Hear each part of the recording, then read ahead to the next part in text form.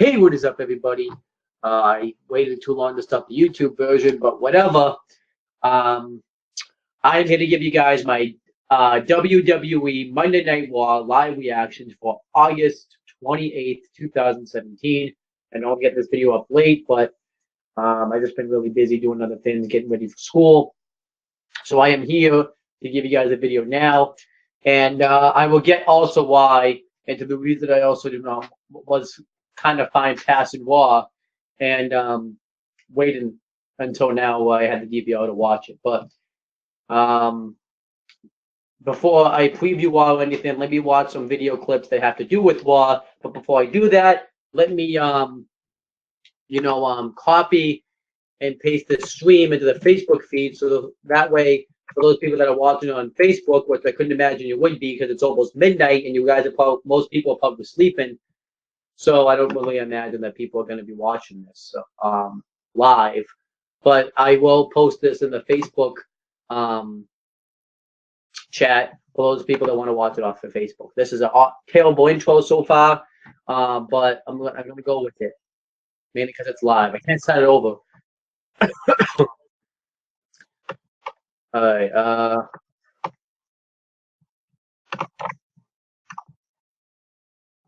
Get Facebook.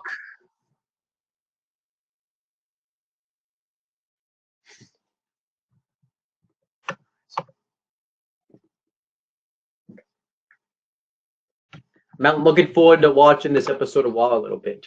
One thing I know that's going to happen on Raw is Sasha Banks is going to be defending her Raw Women's Championship against Alexa Bliss.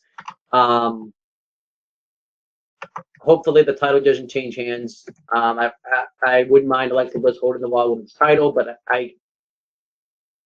it would be more of the same old shit where the title keeps changing hands. I wouldn't like that, so hopefully that doesn't happen. But let me start off by watching some stuff that has to do with Monday Night Raw. There's some clips that aired during the exclusive, so I'm going to get right into that now. And yeah, I'm just going to get right into it. Now, if you're watching this on the YouTube version, you're not going to hear the clips because for some reason the YouTube version doesn't pick up. Well, the YouTube version on my computer isn't going to pick it up, so I apologize for that. But I'm going to start watching it now, which is actually kind of convenient, but whatever. I'm going to mute the. Oh, no. Let me rewind it.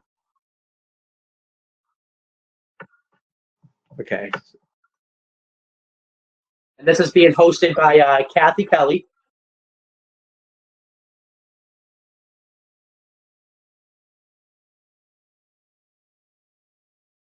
And right now they're talking about the Raw Women's Championship being advertised for tonight.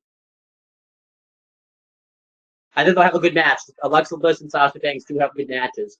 I really wish that they would go in the direction to having Sasha Banks be in the heel in the feud and Alexa be in the face.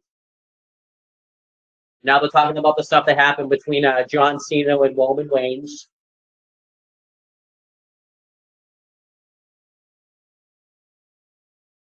I don't think the pass to get across. I got to save that match for Mania. And now they're talking about the build up for the WWE Universal Championship match at No Mercy between Brock Lesnar and Braun Strowman. Can't wait to see what they do to build up that match tonight. And now they're talking about the Raw Tag Team Champions, Seth Rollins and Dean Ambrose. I can't wait to see what they do with them tonight. And they are talking about the fact that they had a Twitter exchange back and forth or something between the Raw Tag Team Champions, Dean Ambrose and Seth Rollins, and the SmackDown Tag Team Champions, the Usos. And now they're talking about what's next for Jason Jordan. You know, Kurt Angle's black son. His black son. His black son.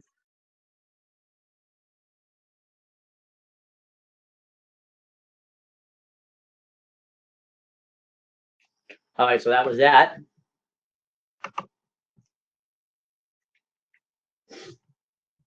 All right, so overall, 5 things I thought was really good. Kind of hyped me up to want to watch Raw a little bit. So now I'm gonna watch this next video. It's called "What the Fuck? What the Fuck's Going On Here?" John Cena and Roman Reigns to go one-on-one at WWE No Mercy.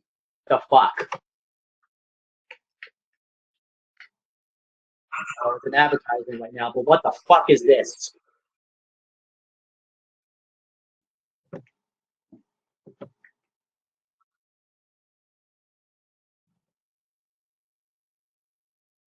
And as you heard, it's being hosted by Mike Rome.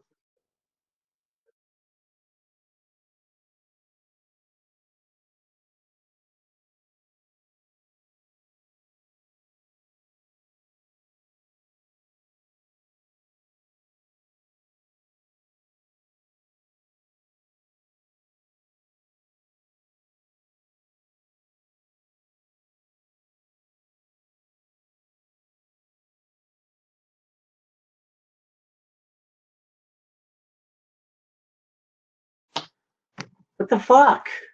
Like, I'm not a huge fan of both guys, anyways. But why the fuck are they going to give away a match like that in No Mercy? This match should be happening at WrestleMania. You have the face of the company for over a decade versus the new face of the WWE, the guy that's trying to take John Cena's spot, and they're just going to give away the match at No Mercy. What's that bullshit? Bullshit. That's fucking bullshit. That shouldn't be happening. I'll react to that more. But I guess they're going to have a contract signing. So guess what? For once, I'm probably going to actually be watching the Roman Reigns segment because I don't know if Roman Reigns is going to be heel in this feud or face. I don't expect this to be a full heel turn, but I did technically say that if Roman Reigns didn't turn heel, I would be doing the Roman Reigns protest. Well, tonight the protest is going to take a little bit of a vacation because technically we don't know. I don't really know what side of the fence Roman Reigns is going to be on. So that'll be interesting. All right, so next I'm gonna watch this next video, and it's called Enzo Amore has his official weigh-in for the cruiserweight division. So that should be, I guess, interesting.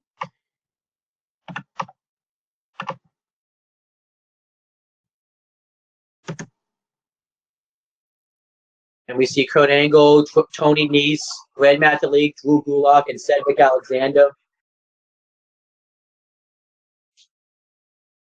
There's Enzo. How you doing?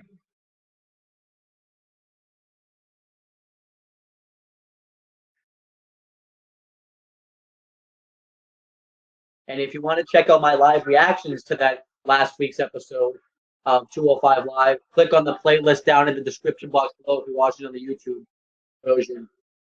And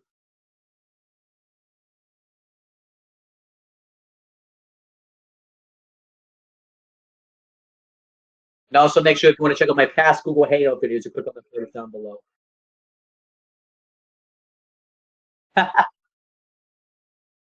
So I guess Enzo Amore won big money since Floyd Mayweather beat Conor McGregor in the boxing match. He's trying to take off all the weight.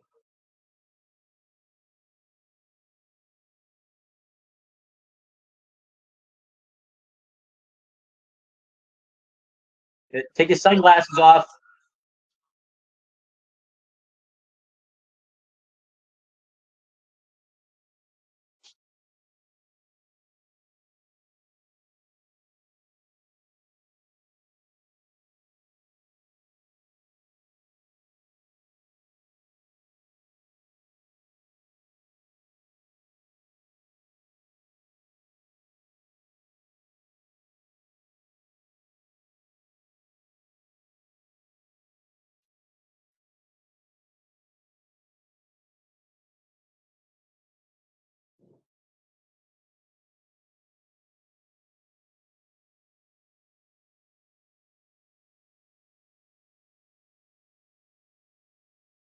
See what the weigh-in is.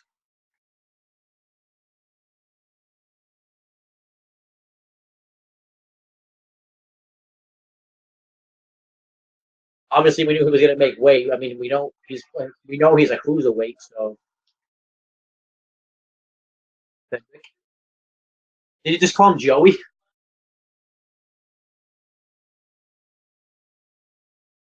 There's no da.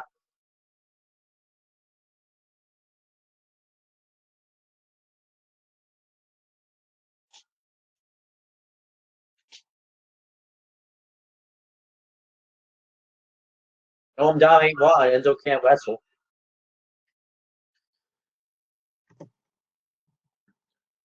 All right, so that's the exclusive. Now I'm going to start actually watching RAW itself. Although I enjoyed the exclusive pretty well. I liked them. I want to start watching RAW itself now. Now I may have to plug in my stuff later on, like my phone, but I bought this bad boy, the charger, and I have my charger plugged in behind me. So looking forward to that. Let's get right into RAW. Now, first, I'm going to read the info guide, so that way we can kind of know what to expect coming out of the show. He's trying to tell me it's time to replace the batteries. Probably not for a little while longer. I think we'll be fine. So let's take a look at the what the guide says. It says, in the SummerSlam rematch for the WWE Women's title, you got the name of the title on it. It's not just the WWE Women's title, it's the WWE RAW Women's title. Get your facts straight. Sasha Banks defends her championship against Alexa Bliss. All right, now that I've read that, let's get right into the show.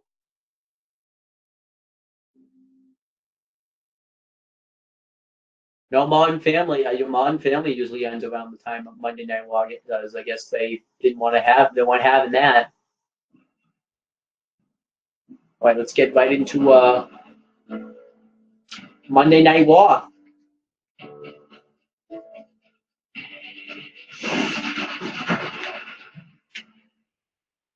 WWE then, now, and forever. Even though it was WWF then. Get your facts straight. Oh, it opens right up with the Miz and the Miz Taraj in the ring with Maurice.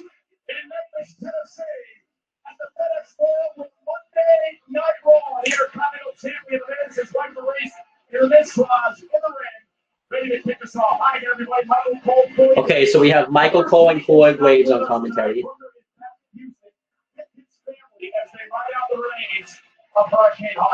But we all remember tonight. That means we are. So Booker T's not on RAW because of the stuff going on with Hurricane Harvey. I wish all those going that have been affected by Hurricane Harvey.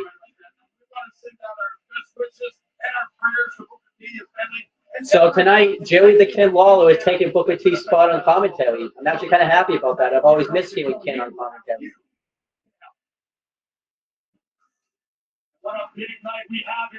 Ooh, tonight, Brock Lesnar's going to be in the building. Can't wait to see what they do with that.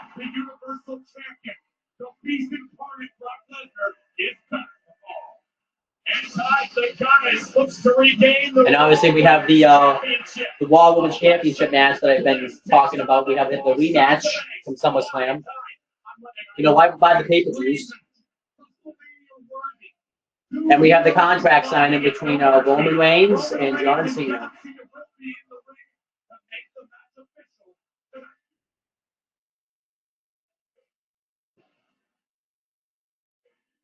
So let's see what The Miz has to say.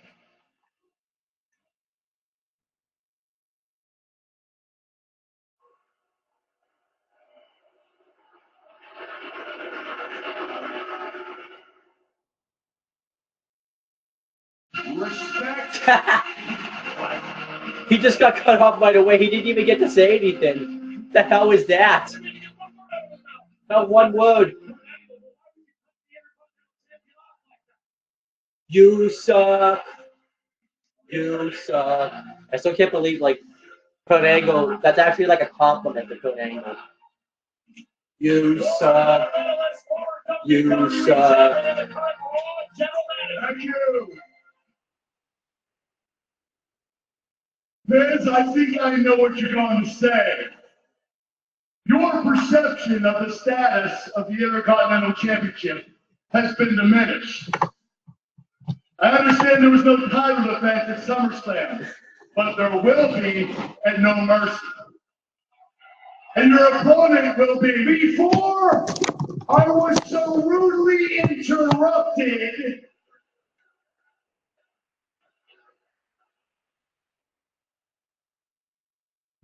Miz ain't having that. I was going to say that respect is defined in the Webster's Dictionary as a feeling of admiring someone or something that is good, that is valuable, that is important. And the reason I say that definition of respect is because you, sir, Mr. Angle, Mr. General Manager, do not understand what respect means. Ooh. Understand that it is a disrespect to me when you come out here and interrupt what I'm about to say. It is a disrespect to the Intercontinental Championship when you do not give it the showcase it deserves. You wouldn't do it to the Universal Champion, and you most certainly would not do it to me, Sir Mr. Angle. I mean, the Intercontinental hold on. Title, the showcase it does deserve.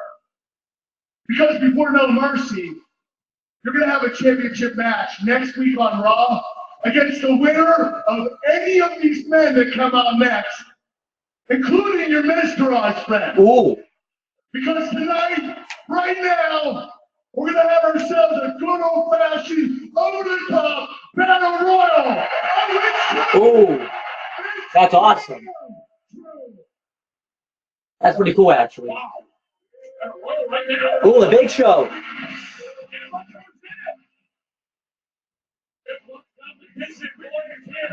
Oh, and he's clean shaven. He got a nice new look. Really selling that injury, though, that he got from Big Cass at SummerSlam. Wow. But yeah, the Miz was in the right. Ooh, the Hardy Boys. That's interesting.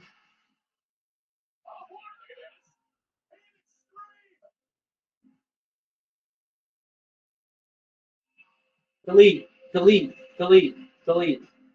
I still want to see the broken Hardys, like the broken gimmick in WWE. That'd be awesome if they could get that in WWE.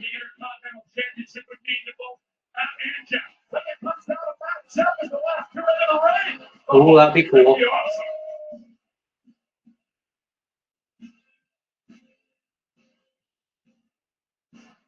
Who else is in this? And obviously, Bo Dallas and Curtis Axel in this match, which I don't think Miz is happy about that since they're in his back to the Miztourage.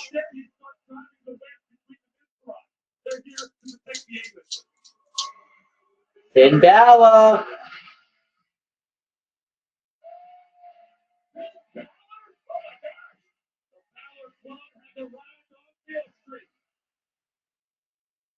Are they going to really show all the entrances? That's going to be a lot. I mean, Finn Balor's coming off he's been on a pretty decent roll as of late. He came off a big victory at SummerSlam, and he beat Jason Jordan last week on Raw, so. And then we get, because Finn Balor's kind of been floundering as of late, we got to get him into a decent feud, into a decent match on the card. If he could, face Miz for the Intercontinental Championship. And as Michael Cole just said, the first ever WWE Universal Champion. It still is a shame that he got hurt, that he never really got to, because it really messed up his position on the card. Because he was being pushed heavily to the moon. Who knows what would have happened with Finn Balor? The sky would have been the limit for him.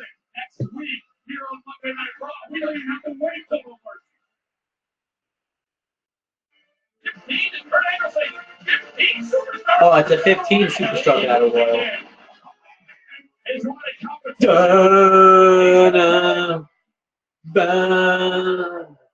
Let me put my hands in the air right now. Okay, so I guess we're not going to see the rest of the entries. But like I've been talking about, the Miz is in the right because at SummerSlam, not only was the Intercontinental Championship not defended, it wasn't even like on the main show. It was on the pre-show, and they wrestled like in front of 30 people. And we have the Mae Young Classics. I know those recently have been available. I'm gonna say this. I haven't seen them yet, I have to watch Brackology first, but I've decided that when I watch the Mae Young Classics, I'm gonna do live reactions to each episode. And since the first 4 episodes have the first round, I am going to review the first round all in one video, just because it's gonna save me some time. So I'll announce it more so in the future. All right, let's get right into it. Let's see. So let me fast forward that. What is the enemy? The enemy, damnation. Maybe that could be a good show. Oh my gosh! And also Jason Jordan's in it with that terrible theme song. Oh, I think his theme song's even worse now.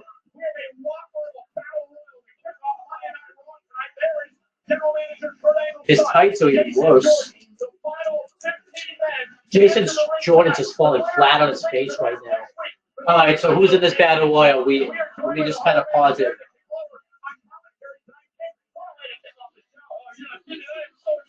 All right, so we have. We gotta get out of this. So yeah, Jason Jordan, like I mentioned, the Hardy Boys, Finn Balor, Big Show, Bo Dallas, Curtis Axel. We have, who else do I see in there? We have Elias. We have Kurt Hawkins, Kalisto, Apollo Crews, R-Truth, Goldust, and I don't know. I think that's all I see in there. Oh, and I also see Luke Gallows and Carl Anderson in it. So this looks like a pretty decent battle royal. So Hawkins. Oh. And Kurt Hawkins is out of there with not even 5 seconds. Everyone just eliminated him. Poor Kurt. And everybody but Big Show eliminated him. Now everyone's gonna look to go after the Big Show. And obviously we know this spot of the match. Everyone goes after Big Show and he'll get out. Everybody but Goldust, Finn Balor, Matt Hardy. Ooh, Big Show. Everyone's just fighting among themselves. Ooh, Big Show. I think Big Show's only won one battle royal, from what I recall, and that was the second annual Andre the Giant Memorial Battle Royal back at WrestleMania 31. That's the only battle royal I think he's won. Oh, there goes Kalisto. By Bo Dallas, I think. Oh.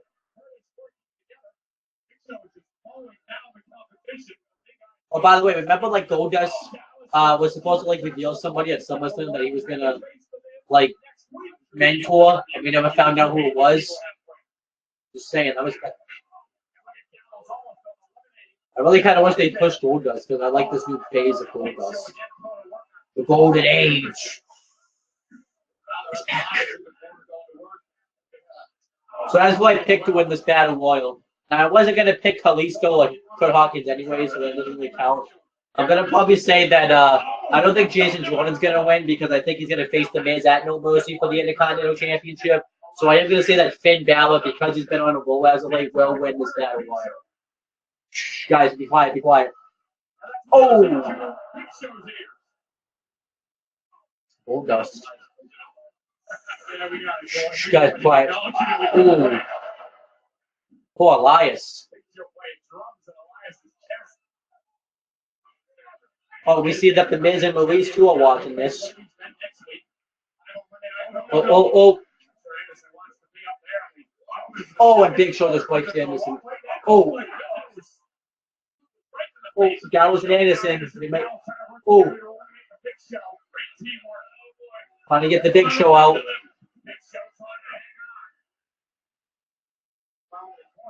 Oh, Finn Balor. Oh my. We just got a little bit of a Bullet Club reunion. That's sick. Look at this face off. They used to be at the club together.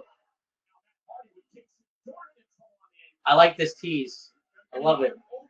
Oh, they just went to do the too sweet, but Elias ruined it. That's great heel heat for Elias. Yeah, Big Show's out now. That was awesome. We got a little bit of a club tease. That was awesome. Or the Bullet Club, whatever you want to call it, but that was awesome.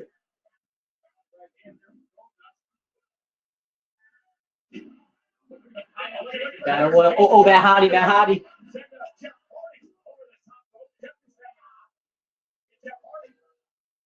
I'm actually liking this Battle Royal so far.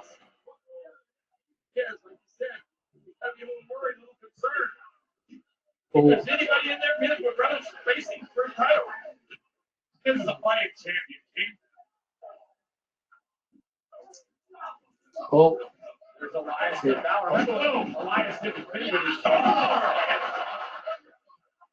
Yeah, I always forget that Elias and Finn Balor are feud. Oh, there goes our truth. He's eliminated by Bo Dallas and Curtis Axel.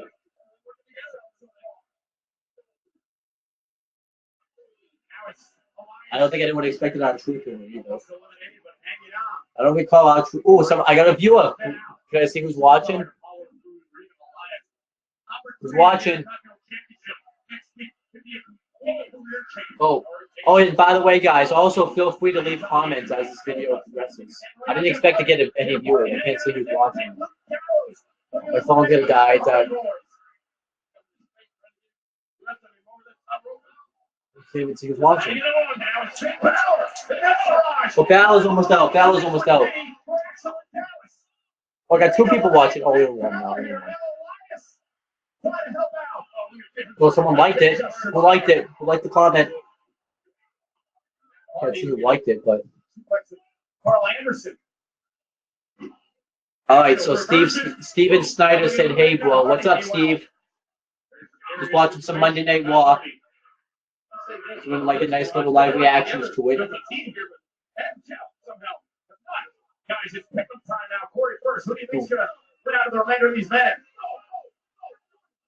Look, I mean, Big Show's out, so I mean, that went my pick. So, given the current field, I gotta go with Finn Balor or Jason Jordan. Oh.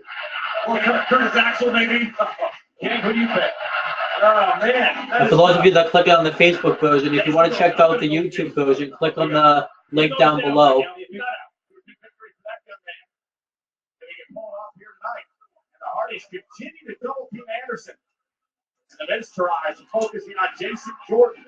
Oh, Elias. Balor doing battle again. Next, Balor is in trouble on the top rope, but Goldust goes right after Elias. Jordan's in a little trouble right now at the hands of the Miztourage. Hang on, Jason, hang on. Oh, what a scoop slam by Goldust. I've always liked Goldust's scoop slams. Oh, nice neck breaker. And Goldust, oh, he got eliminated. Oh, and there goes Goldust. I really wish they do something with Goldust.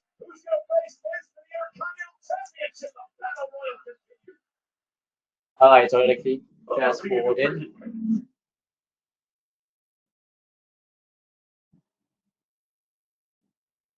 The commercial break. All right, so I'm gonna rewind again. That's how we roll. The Baywatch Extended Guide on Blu-ray tomorrow. I lost my viewer. We're back live on Monday Night Raw. Battle Royal action. The Battle Royal continues. Next week on Monday Night Raw. I really wish they were gonna. I don't know why they're just gonna give away the IC title match. Like, oh. And Apollo Crews was eliminated by Elias. By the way, Apollo Crews is really going places in that Titus brand. Like, the only one that's really gone places in the Titus brand is Akira Tozawa. He actually ended up beating Neville's Lon Wayne as Cruiserweight champion, but yet Apollo Crews, he ain't going nowhere. I really think that they should put Akira Tozawa and Apollo Crews as a tag team. Yeah, I think that'd be pretty cool. Oh, nice double suplex by the Hardy Boys.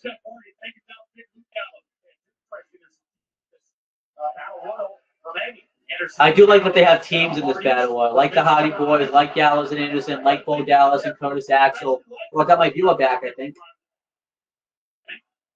On Facebook, anyways. Well, I got someone watching on the YouTube version. Let's see if I can open up my comments so I can see. Now Anderson turns to the crowd. And lands on the apron, still in the match. River Pokey beat up him before. Anderson thought that he eliminated Matt Hardy. Celebrating a little bit too early. And Matt looking to take advantage here. Dangerous situation for both superstars. Both men at risk of being. Matt Hardy and Gallows, Matt Hardy and Carl Anderson over the top rope. How they light it on the apron. I'm just throwing bombs out there. They got me concentrating on getting back in the ring. Oh, so it's a fake. So it's a fake. Oh, Matt Hardy. Oh. Anderson able to counter. Oh, that was a nice bump. Oh, Luke Gallows is out too. I missed that. Oh, who eliminated Luke Gallows? Yeah, Gallows and Anderson are just beating the crap out of Matt Hardy. Oh, Miz just saved Cole Dallas and Curtis Axel from elimination. But who eliminated Luke Gallows? And the refs didn't see it. It doesn't matter. It's no disqualifications anyways. Who eliminated Luke Gallows?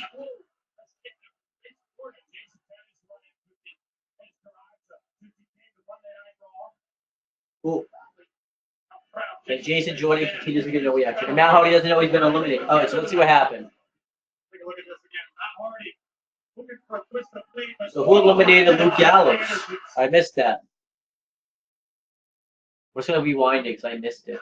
Because I was reading the comments and stuff. So all right, so this is kind of why they were both on the apron. But Gallows was still out even then. Okay, this is where. All right, so Luke Gallows gets a right hand. Oh, okay, so Matt Hardy eliminated Luke Gallows, so that makes sense why Luke Gallows. And then, Carl Anderson almost eliminated him there. Okay, so that makes sense. Matt Hardy pulls him out.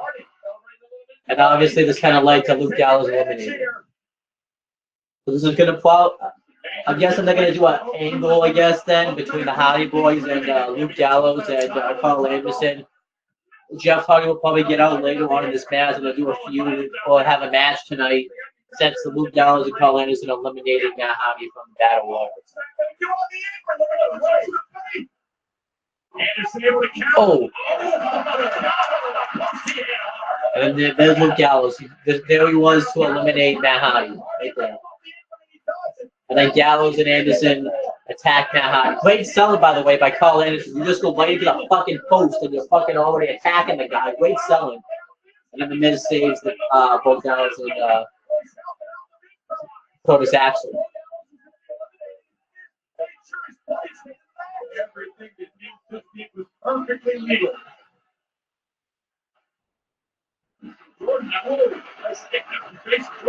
Although I wouldn't mind just getting the Jason Jordan option out of the way. I still think Finn Balor's going to win. But I would rather see Balor versus Miz at No Mercy for the IC title than Jordan versus. Regardless of who wins this Battle Royal when he faces Miz next week, I think Miz is going to retain his Intercontinental Championship and walk into No Mercy with the Intercontinental Championship.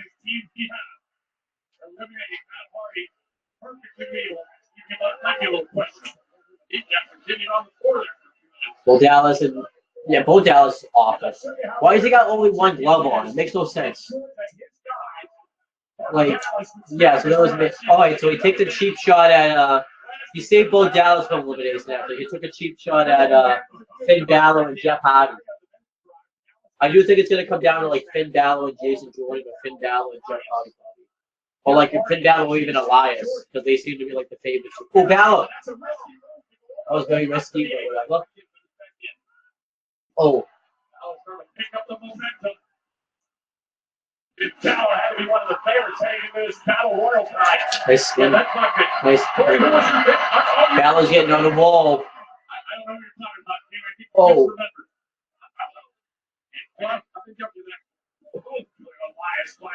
I just broke my pen. Oh, Elias. Oh, not eliminated.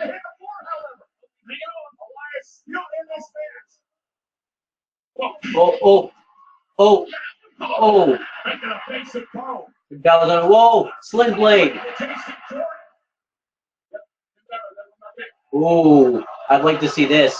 Balor and Jeff Hardy go at it. That's pretty cool. Oh, atomic drop. Oh. Ooh. And I can't question why that isn't a DQ because it's a no DQ match. Pretty much. See? Nope. Another slim blade. That was getting on a roll. Oh. Fowler, Jeff Hardy, the only 2 men on their feet.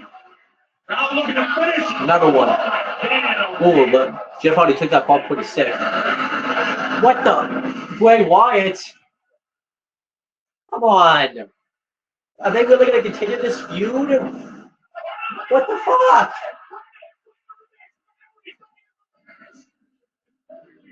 I guess it's something for them to do, but why do they like continue this fucking feud? It's stupid. Alright, so that was eliminated. My pick's out. Whatever. That was dumb. Look at it.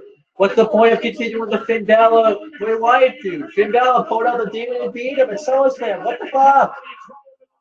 Alright, the double shoulder thrust into the corner. Belly to back. Jason Jordan's getting on a wall where nobody can. Ooh, he kind of messed up the belly to back suplex onto Jeff Hardy. But the crowd's not reacting at all. Ooh. And Jeff Hardy got in the way. Oh, there goes Bo Dallas and Curtis Axel. So Jason Jordan's probably going to win now. Oh. There goes Elias. Oh, Jeff Hardy. You didn't see that coming. Jeff Hardy wins. Oh, I'm down for this. Jeff Hardy versus Miz for the IC title. I'd rather see that match though at No Mercy.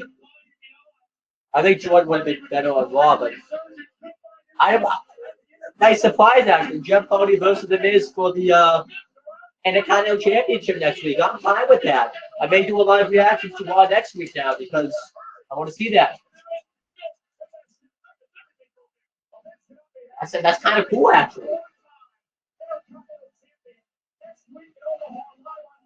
I don't know who I'm going to pick to win that match. It's probably going to be Miz. I wonder if they're going to have Matt Hardy turn on him and maybe start the broken gimmick. Probably not. Like that's what drives Matt Hardy to be broken. Is that his brother won the Battle Royal, got the opportunity over him. We're going to have a similar situation that happened at the Royal Rumble. It's so fucking stupid that they're going to continue this Bray Wyatt Finn Balor feud. That's stupid. Fuck that.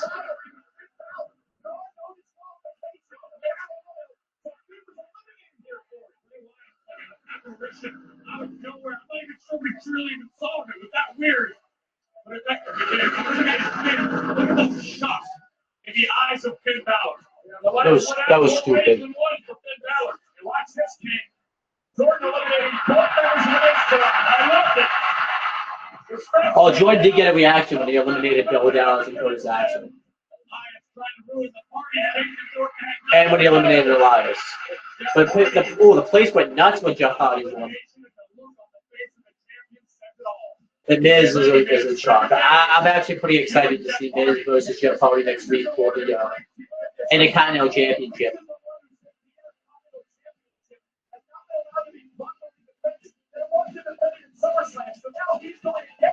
It actually kind of makes sense because Hardy and Miz have been kind of getting into altercations the past couple of weeks, I guess. You know, since they kind of went opponents at SummerSlam and stuff. Away from No Mercy on the WWE Network. Speaking of No Mercy, there's a real possibility that Jeff Hardy could be the one defending the Intercontinental title at No Mercy. And we know that Brock Lesnar is going to defend the Universal Championship against Braun Strowman at No Mercy. Let's go back to Monday Night Raw last week. Brock Lesnar. I do like giving Ken again on commentary. I did miss giving him a commentary.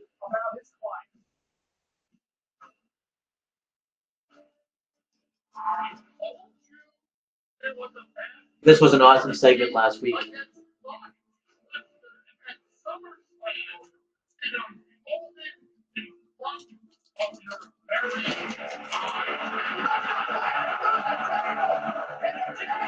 Strowman looked like a beast at SummerSlam. I really would love to see Braun Strowman win the Universal Championship at not SummerSlam, no Mercy. I wouldn't mind it at SummerSlam, but I want no.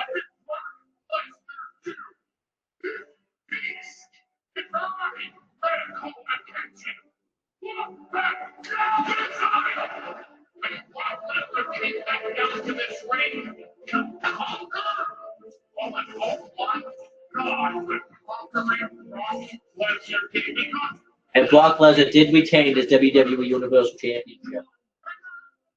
Because obviously he can't. If he still wants to fight in the UFC, he's not going to fight John Jones or Josh Jones. I forget his name. I think it's John Jones. Because he's just been suspended. His blonde. This was awesome last week. This was awesome shit right here. Oh, I lost the connection onto my Facebook.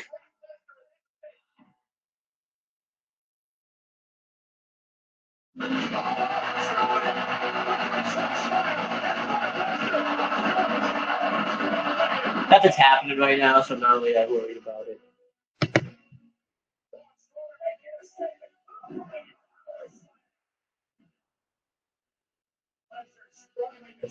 I got completely disconnected.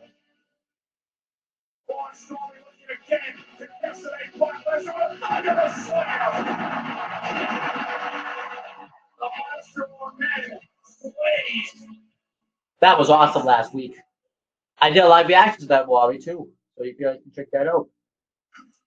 After an incredible 24 hours last week where he was manhandled. All right, so it's reconnected. It's trying to reconnect me now. Champion Brock Lesnar, the Beast, is back.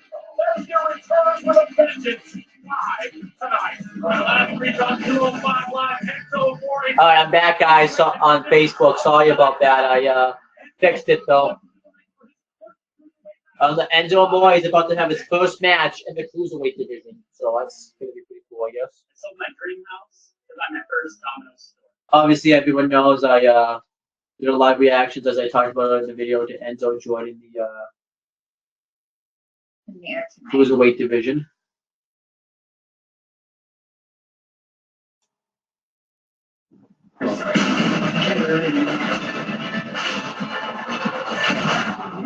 Go ahead, Eric, for now.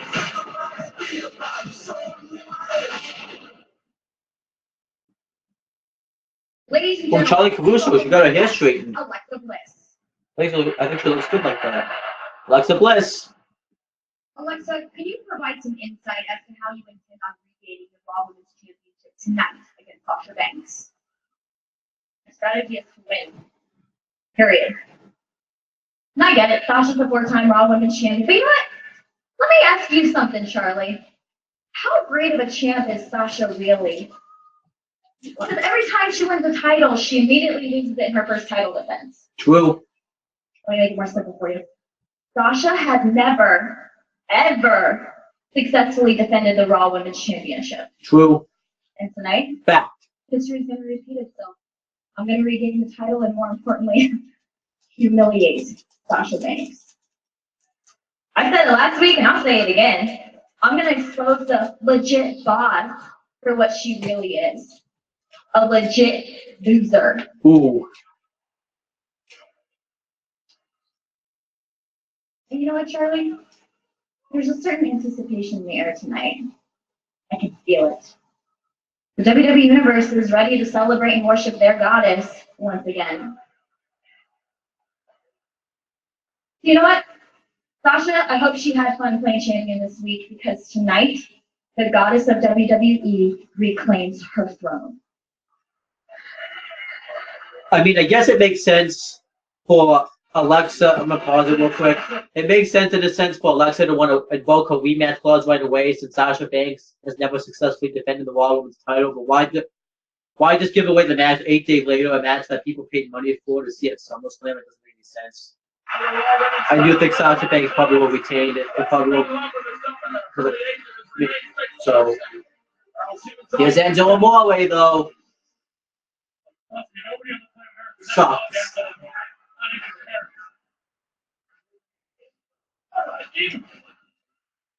In a sense, he probably got demoted. This is probably more punishment from Vince McMahon. He probably demoted him to the cruiserweight division. When all Vince did, like I talked about before, was just make the problem worse because now he's going on both the Raw and SmackDown locker room. Idiots. Is Enzo Amore, and I am a certified G and a bona fide stud, and you can't teach that. With a boom, this is the guy in the room. I still always forget that he's not going to say the big cast is calling. It's just, you know, he's done that. He's done this for so many years. Now, the one thing that, oh, hold on, he's going to speak. Now listen, people, before we go any further, and we're going places, but before we go any further, allow me to remind you what happened to a certain 7-foot giant who got what he deserved for picking on me. Ooh. This was last week on Monday Night Raw street fight between Enzo. And this happened to Big Cass. Well, the injury was still bad. Ooh, right on his, landed right on his leg. Now he's going to be out for 9 months. This just really hurts Big Cass's momentum. Now he's going to be out for 9 months.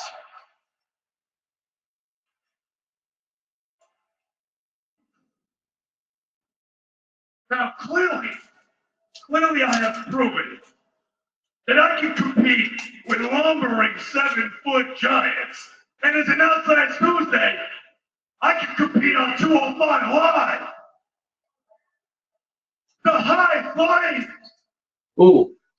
What the hell? Fast-paced. Ooh. Cruiserweight action piece. I can do two things at once, all right? I can kill the birds with one rolling stone ain't going. How you doing? I can watch Floyd Mayweather knock out Conor McGregor, and I can win money. How you doing? Ooh, no one like that. Hey, you got it. Hey, all right. I can dance too, people. I can dance, all right? I can dance. Not only can I dance, and I ain't no Michael Buffalo, but I can announce my opponent at the same time. Ladies and gentlemen, introducing Noam Dar. There's Noam Dar. That's a real introduction. Wow, that was kind of cool.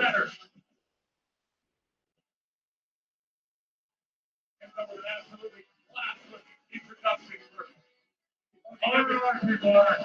There's one guy with 2 last names, but only One word to describe him. And I'm going to spell it out for you. S-A-W-F-T. Soft.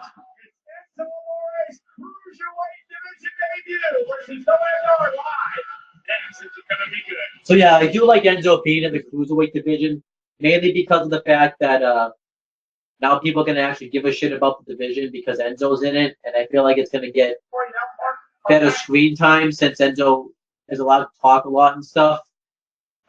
The only problem is I don't know how he's going to do in the ring, because obviously we know he's terrible in the ring, and he's going in the ring with people that are like on a different level than him. So we're going to have to wait to see what happens. So let's see what happens. Let's see how he does. Because Noam Dar might be like, in my opinion, the worst cruiserweight wrestler. Either him or Alia Daivari. Actually, it's probably Alia Daivari. I think Alia Daivari probably would have been a better first opponent for Enzo. Was that Alia Daivari awful? Well, let's see. Maybe Noam Dar can get a good match out of him.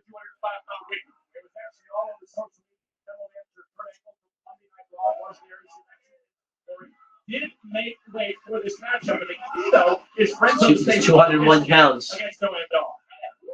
Someone said that he's. Let's see how he does in this match.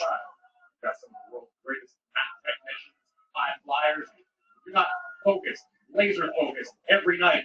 You're not going to succeed in the cruiserweight division. And it was last week on 205 Live that Enzo Amore told the world he was joining the cruiserweight division. I don't mind Enzo being in the division. It's just he's gonna struggle. Oh, nice. That was nice. That was pretty decent. Okay. Wow, no, with a right hand, it would have made Mayweather blush. Enzo just said, "How you doing?" And he got told. Yeah, some of the greatest athletes. Oh, Okay. been under no Amstar, one of them.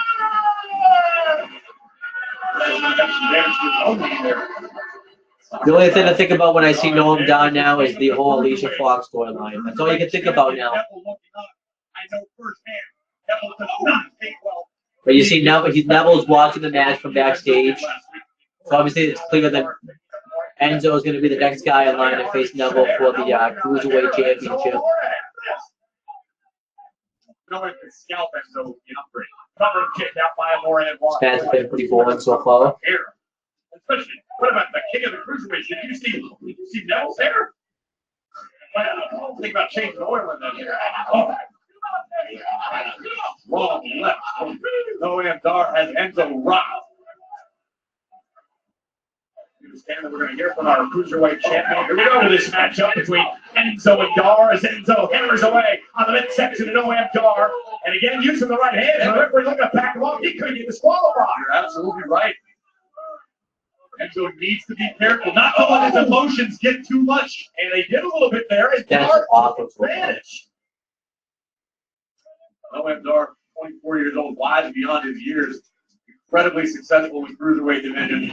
Would love to spoil Enzo's arrival. And he's a high flyer, but also he can pick apart the body as he's doing here. Hey, Noam Don's a great high flyer. I've never seen him do a high flying move. Oh, he defeat.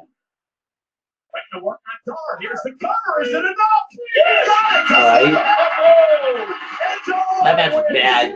Ooh, Enzo. That's the one thing that now Enzo actually has to wrestle now.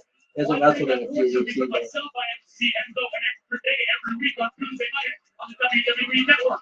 That was, yeah, Enzo's gonna, and that's gonna be Enzo's one struggle was he had to wrestle. Ooh, that was not a good match. There's Neville. There is our cruiserweight champion, Neville. It'll be interesting to find out what the cruiserweight champion. So Neville might have his worst match in the cruiserweight division. I love this guy.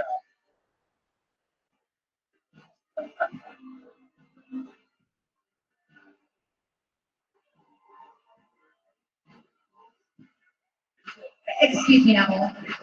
What's your reaction to Enzo? Enzo Amore, the charismatic dynamo. But he, if that weasel is supposed to be competition for me, well, I'm going to be cruiserweight champion forever and ever. And how are you doing? Ooh, good promo by Neville though. But yeah, Neville. But so far Enzo in the cruiserweight division. Ooh, that was not good. I'm so it's so ooh, that was just I just wasn't that was not a good match for Enzo to have. Because Enzo hasn't had a lot of one-on-one matches, and he's just not that good in the ring. He's better with a tag team partner like Big Cass or The Big Show. So yeah, so WWE has more followers than NBA, than baseball, basketball, hockey, and football. Bullshit. I call bullshit on that. ESPN instead. Oh, was it Memphis, Tennessee too? So I guess it's a good thing they were in Memphis because they were able to, because Lawler responded there, so they were able just to grab because he's right there. I'm surprised they wouldn't have him have an actual entrance where he could come out with and get like a nice big pop. Brock Lesnar.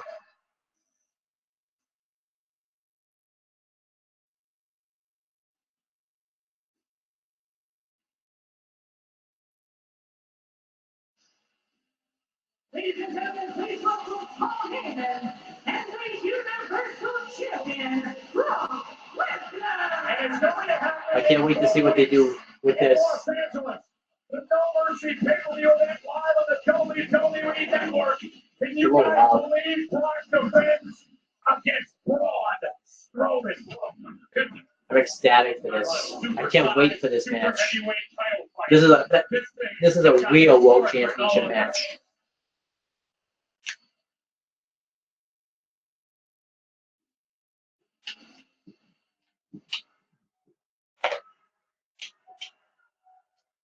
I still don't know who's going to win that match.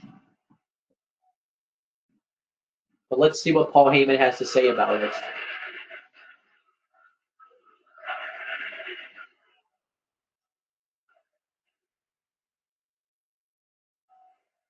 Ladies and gentlemen,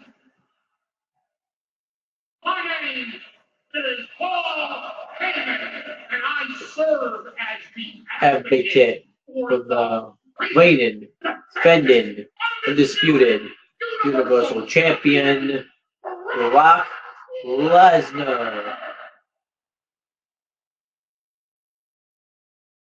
Now, for those of you who thought we'd come out here tonight and sing the blues here in Memphis, especially about Braun Strowman, I hereby grant you immunity for the misassessment of our character. We're not here to sing the blues about Braun Strowman. We're here to sing the praises of Braun Strowman. Okay, that's Let me be cool. perfectly clear. Braun Strowman is the most worthy contender for Brock Lesnar's Universal title in all of WWE. That's true. At SummerSlam, a historic night for Brock Lesnar, a historic night for Braun Strowman. Braun Strowman scooped Brock Lesnar up onto his shoulder and power slammed Brock Lesnar through an announce table. And And it was awesome. then Braun Strowman, without the help of the other two top contenders in the very same match, where three contenders challenged one beast for that Universal Championship. Oh, and by the way, the beast successfully defended the title. Yep. Braun Strowman scooped Brock Lesnar up on his shoulders and power slammed him to get another ringside announce table. What does And it was awesome. the phrase say? Braun Strowman monster handle Brock Lesnar. And he even quoted Corey Graves. Hey, I don't know why you boo it. I Ooh, don't they boo booed. it. It was a historic night. That's not a good sign for And Strowman that they Braun booed it. Strowman asserted himself, just like Braun Strowman asserted himself the very next night. 1 week ago, right here on Monday Night Raw, Braun Strowman came down to this ring and got up in the face of the Conqueror. Now, I can recap everything for you, or you can watch the footage that I had provided for you, but just for the record, for those of you kids at home saying, hey, are monsters for real? Take it from your humble advocate. I don't believe in monsters, but I believe Braun Strowman is one. Ooh, that's a nice good quote by Heyman. And this was awesome right here.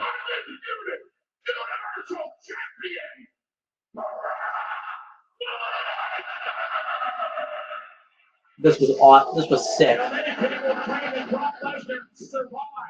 The Universal Championship at SummerSlam the next night after being manhandled or monster handled by Braun Strowman. Oh. Strowman marched straight toward the ring, showing no fear of the beast incarnate. Power slam. Again, have you ever seen this done at Brock Lesnar? Not at all. I never would have done it in my lifetime. When I see And then he picked him up again and delivered yet another power slam. And it was freaking sick. And that is what the monster did to the beast, and that's what the monster wants. I really hope he wins the title at No Mercy. First of all, you raise that title when you're monster enough to take that title from Brock Lesnar. Let's just put all of our cards on the table. Sunday, September 24th, 2017, Los Angeles, California, the Staples Center. It's a pay-per-view they are calling No Mercy. Braun Strowman gets I have to plug my phone in a couple minutes. to challenge Brock Lesnar for the Universal title. All this from last week, unnecessary. What do you think? Brock Lesnar was going to duck you? Brock Lesnar ducks no man. Brock Lesnar ducks no monster. Now you have to go home thinking to yourself, not is Brock Lesnar ducking me because he's not. Now you have to ask yourself, is Brock Lesnar going to hunt me down because he is? Braun Strowman, this is where my client stands. Take this declarative statement to heart. Brock Lesnar wants you. Ooh, Brock Lesnar's actually got to talk. What's he gonna say? What he's trying to say is, suplex city, bitch. Ooh, that's awesome. Okay, with Strowman. But that was awesome. No Strowman? The base out. Oh, Brock Lesnar. The fuck is Strowman? This is his toughest test. I guess they don't want to do anything with it, but why not have Strowman on the show? That's stupid. But I thought that was pretty cool that Lesnar actually spoke. I can't wait to see what they do more with this feud. I'm ecstatic to see Brock Lesnar versus Braun Strowman at No Mercy. I think that's going to be an awesome match. Okay, I have to get up and get my.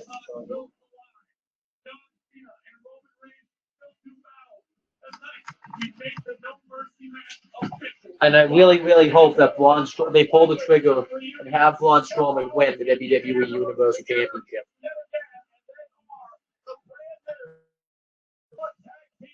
Oh, Seth Rollins.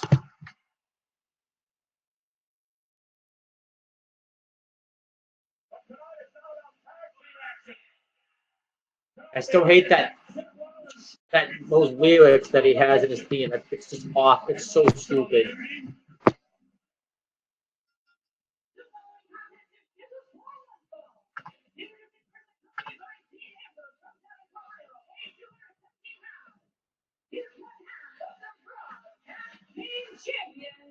I still love the fact that they have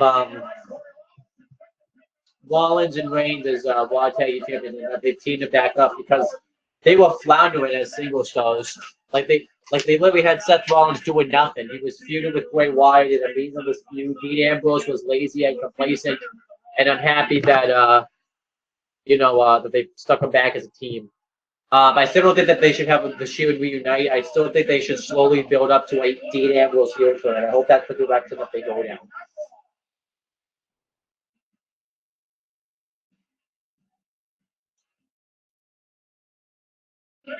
Oh. So let's see what happened here.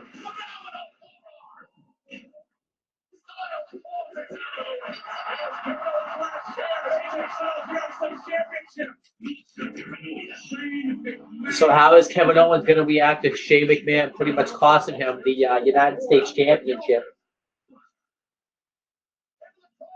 And obviously, what's going to happen with next in the Shinsuke Nakamura Jinder Mahal feud? So we're gonna have to wait and see. I'm gonna do my SmackDown live reactions like right after this video, so you guys will find out what I have to say about it. Oh, hold on. I don't know to follow there. Okay, hold on. Let me go back.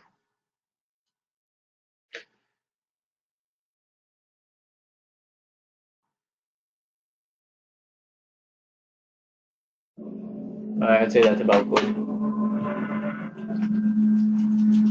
Mr. Bulbot, I still got to get back into reviewing that show. Just because we're twins doesn't mean we want the same thing. Remembering is always first. I'm super nervous to be a dad. Like the water's about to break here. I look at that ring and I see everything I've overcome. I'd love to wrestle. Is it worth the risk? Don't try your luck. The fellas are back. Why is G on the ring? That's what matters most. I want to talk this way. Release of sexual damage on Fellas returns 1 week from Wednesday at 9, only on E! Total Bellas. Came the season premiere, Total Bellas. I wonder what's the point of doing this now that the big story of Total Divas and Total Bellas that everyone's saying is now that John Cena and Nikki Bella are engaged, that big story's gone now.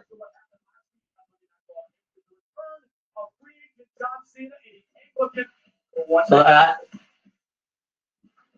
now it's recapping John Cena's return to Monday Night Raw.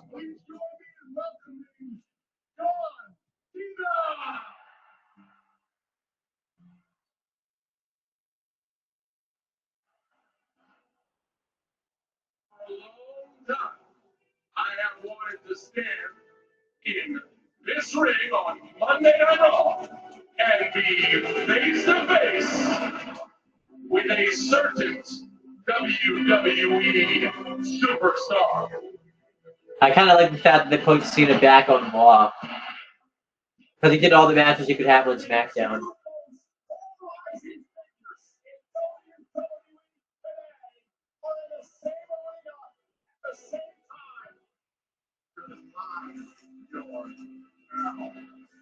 You are exactly who I was looking for.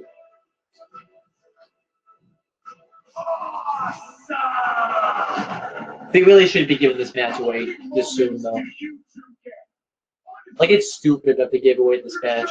It really should be John Cena versus Samoa Joe at No Mercy instead.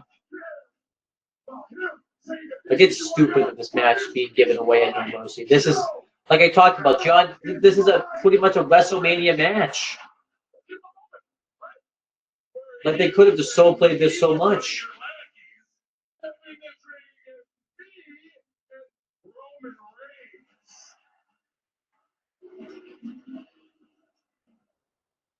Like, why isn't it Samoa Joe?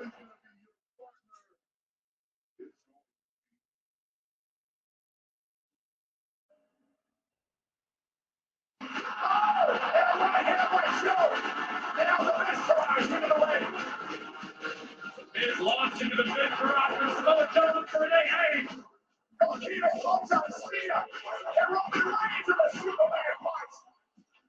Welcome to Monday Night Raw. Especially, too, like, if you're going to have Roman Reigns put Cena... No, if you're going to have Cena put... Sorry, watch.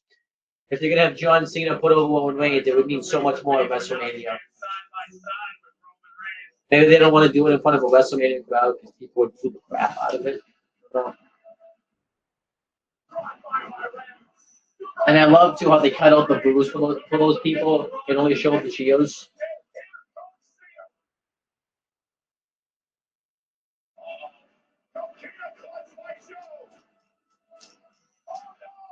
Cena flashed by a Superman punch. Joe bulldozes Roman out of the ring. And Joe ran into a right hand. The Miz is slowly starting to realize the opportunity at hand. Still rushing him out. Cena whipping out of the air. And to the adjustment. Cena and Reigns win. John Cena returns to Monday Night Raw. Tonight, Cena and Reigns came up victorious. And I think people probably booed that. I didn't watch that last week because it was only But the Superman punch, they were victorious as teammates last week, but in 4 weeks at No Mercy, they'll be opponents. And tonight, they make it official for this massive WrestleMania matchup. Roman Reigns and John Cena make it official. Why? These two guys in the same ring together, eye to eye, face to face. Ooh. So who's Seth Rollins going to face? Is it going to be Cesaro or Sheamus? I like it to be Cesaro. I think him and Cesaro. Well, they've had matches before. They had matches. I always forget they had matches before when Seth Rollins was a heel. And he was the WWE World Heavyweight Champion when Cesaro was a face. I think they had better matches when Rollins was the heel and Cesaro was the face. But I haven't seen them have matches where it's been the other way around. But we'll have to wait and see if it's going to be Cesaro first. Oh, it is going to be Cesaro. Ooh, I'm excited to see this match.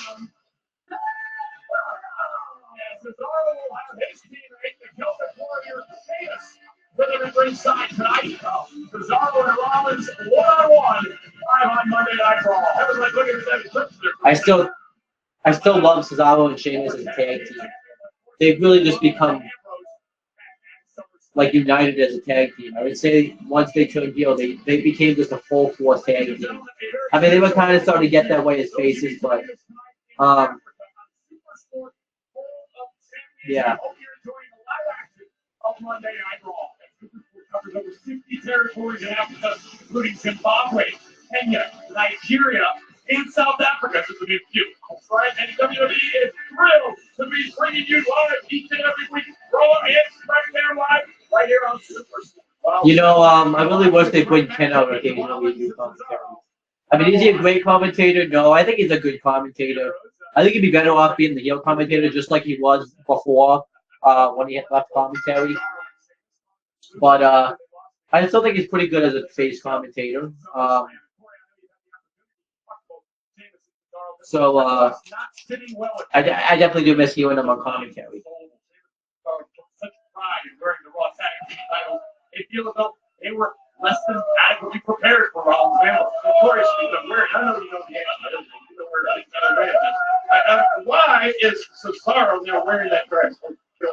He's killed. Dang it, it's a show of solidarity with Sheamus.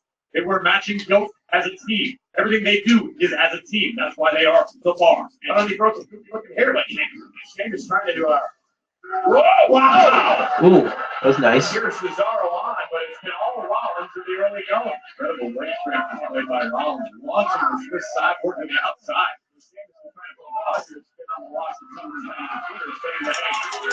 Three-time champs. Sounds a lot better. Ooh. Rollins hung up on the top rope, and here comes Cesaro. Leg chops from Rollins. Yeah. Seth Rollins knee right to the midsection. Rollins in that bear takedown. Former champion. Oh, with a running knee. Former WWE champion. Oh, just standing moonsault. Here's the cover. Is an up kick out.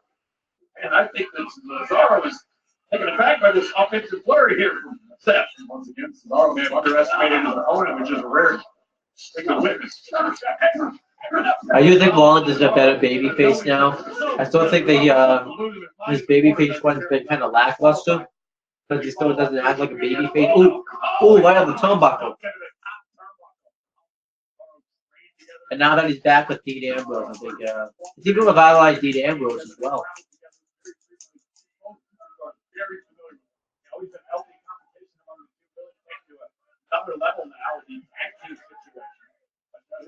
Ooh, Dean Ambrose ain't having that.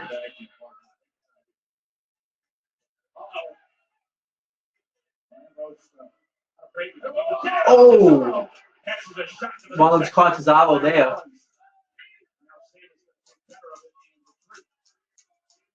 Oh, what great baby faces. Both of them are going to gain up on the heel. Great fucking baby faces there. Going to gain up on the heel. The fuck. Social media. A lot of trash talk going on court between the SmackDown tag team champions, the Usos, and Ambrose and Rollins over the past week. Ooh, nice kick to the ribs. I would really be excited to see Rollins and Ambrose versus the Usos. That could even be where you turn Rollins and where you turn Ambrose heel on Seth Rollins. That'd be really cool. All right, so let's get back to a big fast forward to these dumbass commercials. Versus Cesaro.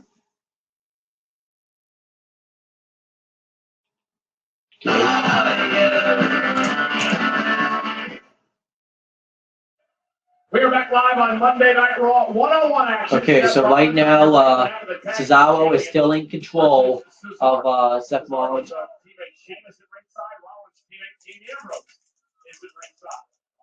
A little bit of separation. Oh, what? Cesaro, there's the power of Oh. Pound for pound is the strongest man in WWE today. And Cesaro with a big leg. Oh, I love Joey the Killer Lozowski. Reminds me of when he did that scream after Mae Young took off her clothes for the bikini shoe contest at the 2000 Royal Rumble pay-per-view. Oh, nice gut went suplexes by Cesaro. Cesaro is such a great talent. They really should utilize him better. I mean, he's being utilized, I think, fine now, but I remember for a while he was struggling when he first came in. He was being utilized great. He was pushed as the United States champion. I remember him and Sheamus had great matches. He was even hitting the neutralizer on the Great Khali. He was doing all this great stuff.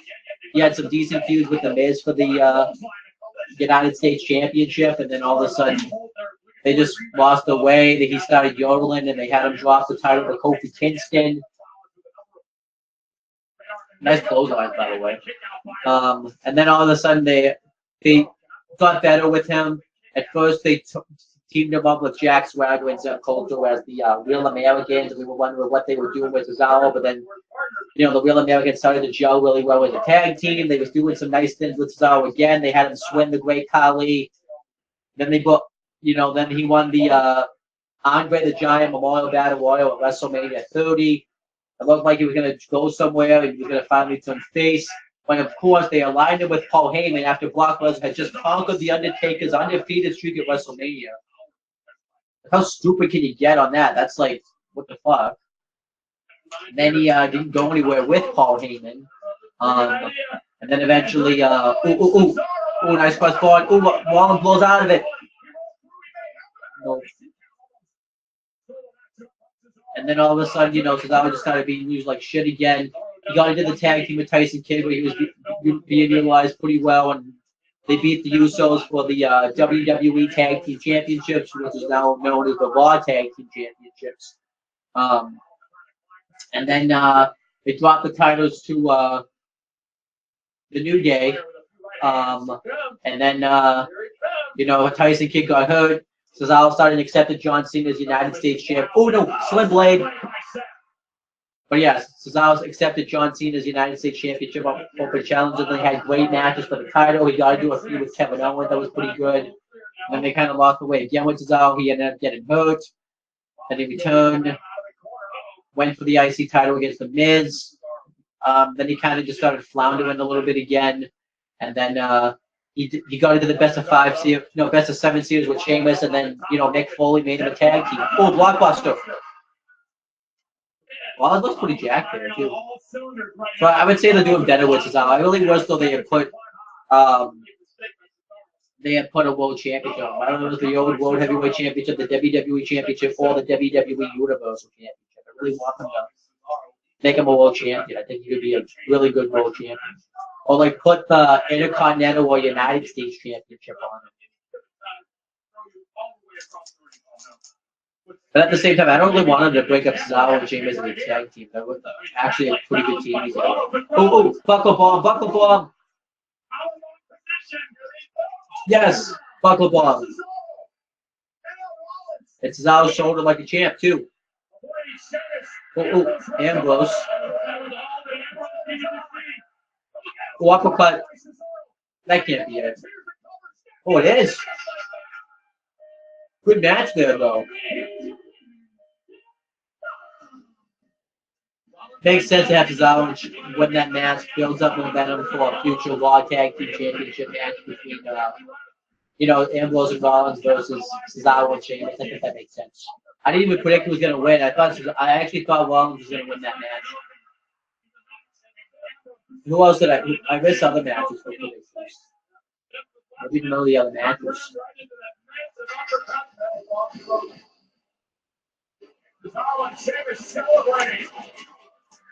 Look, what were other matches on the show? Were there any other matches? There hasn't been another one. Like it or not, they believe it. They are the bar. That's going to be a huge cup of silver.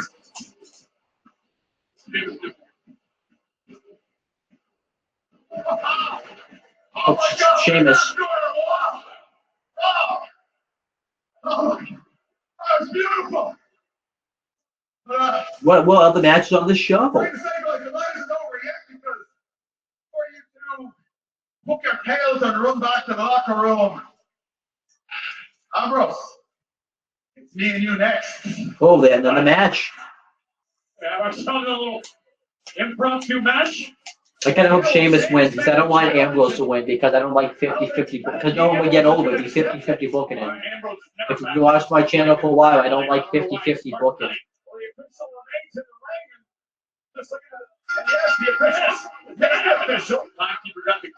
Oh, we also had Enzo Amore versus Noam Dar on this show. I would have picked Enzo to win because it was his first match in the division. Ooh, nice chops by Ambrose. Yeah, so I'm gonna say Sheamus wins this match. Now Sheamus are going to use his power against Ambrose. I don't remember. I think that Brock Lesnar had his segment.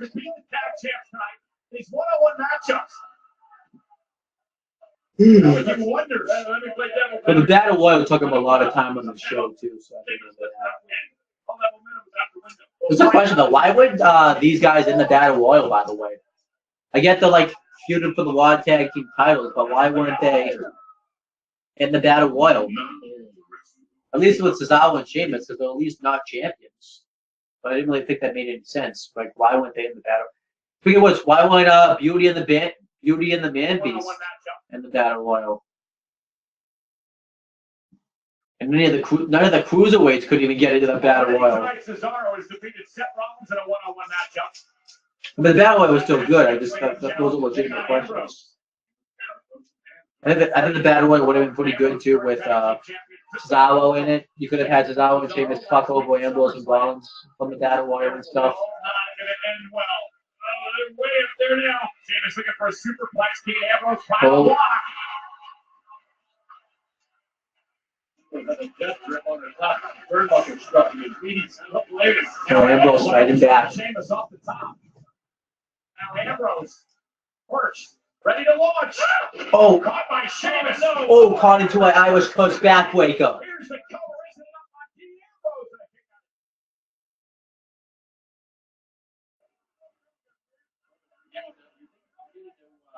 Doubt himself as to whether or not he should have for this match. I don't think Sheamus never doubts himself, but I think the point, I think the realization might be creeping into Sheamus' mind that Dean Ambrose is always ready for a fight, no matter when you ask for it. And he's taking his time. Now we're going to continue to dissect Dean Ambrose. Look at that stretch muffler submission. This will tear your knee apart. Ooh, nice submission by Sheamus.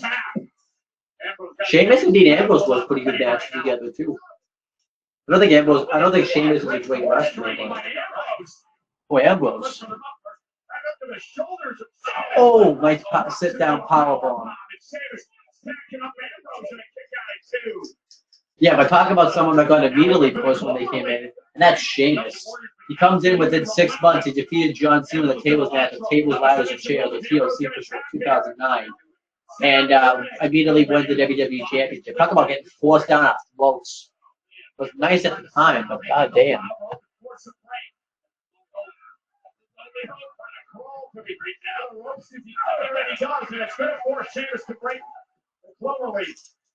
A lot of damage was done. Ambrose couldn't have submission for a significant period of time.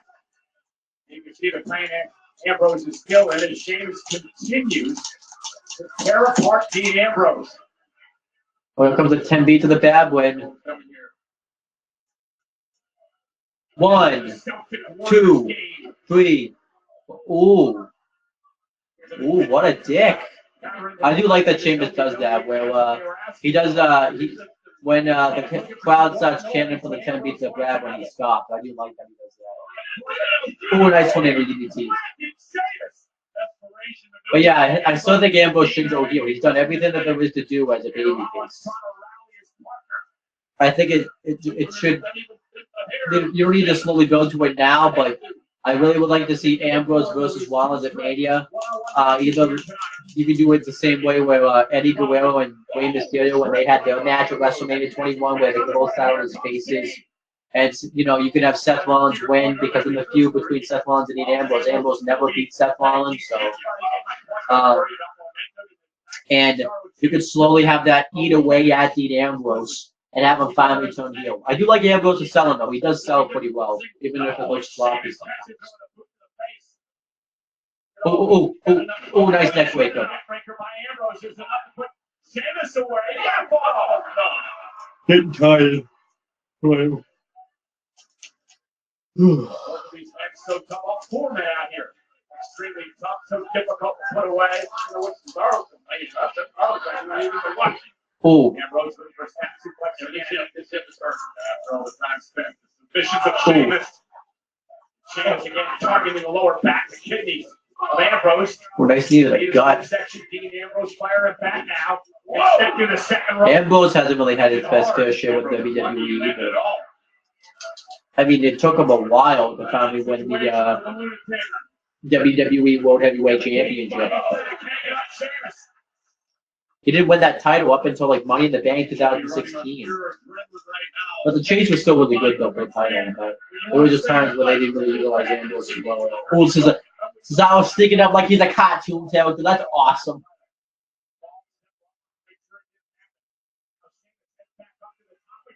Ooh, Sheamus. He's not gonna hit this. Ambrose will hit like a roll up or something. Ooh, that was nice. I didn't expect him to hit that.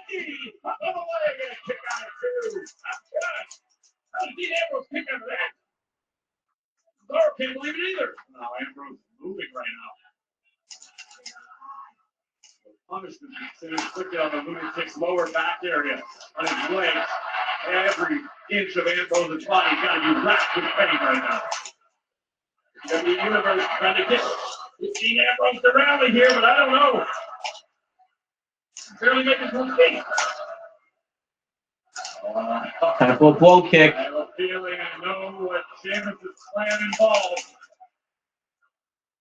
Sheamus measuring his man. Wait for the blow kick. Ambrose roll through. Oh, Dirty Gage. No.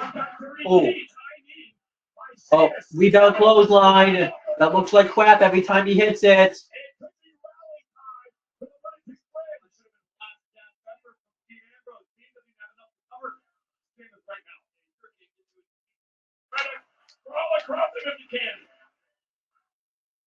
Oh, Cesaro.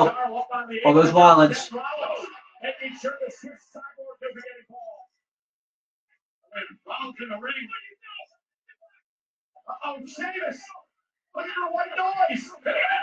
Oh, Rollins. High knee. Come on, no. Oh, the nice dive from the ropes by Rollins. Dirty Deeds. Is this 50-50 booking at its finest? Yes, it is.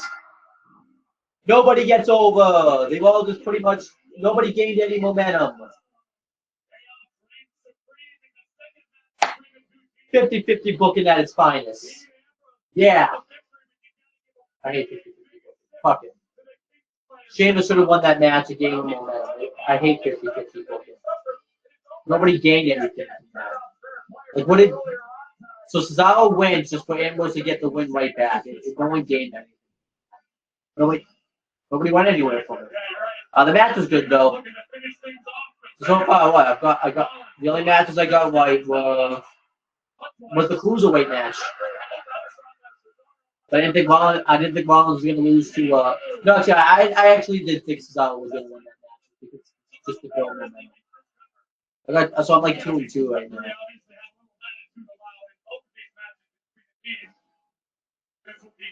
But I can't wait to see the rematch at probably going to be at No Mercy for the Raw Tag Team Championships.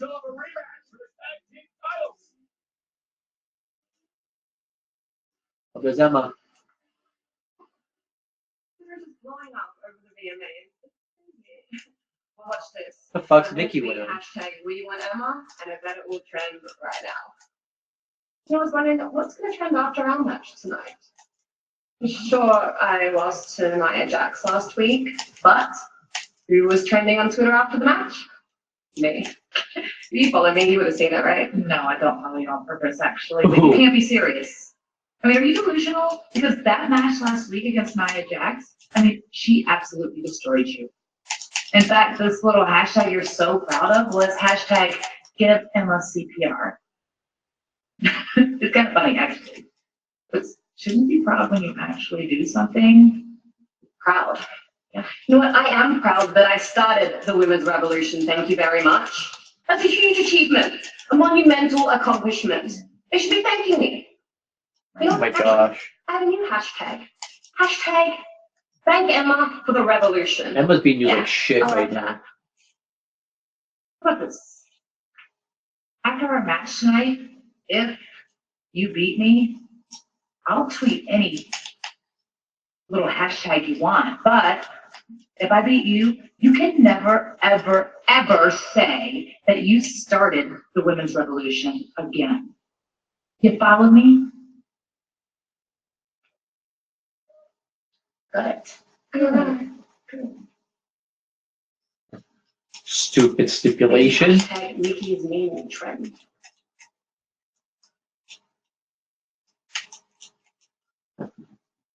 That was dumb.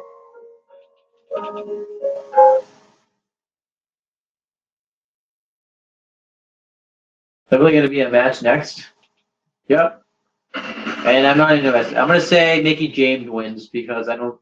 They're just jobbing out Emma at this point. I don't see. For some reason, they seem to want to job out Emma. I don't know why. It's just a little Tonight's thing. All-American Superstar is presented by Burger King. Try the $2 for $6 Whopper sandwich deal today, only at Burger King. Ooh, Kurt Angle video package.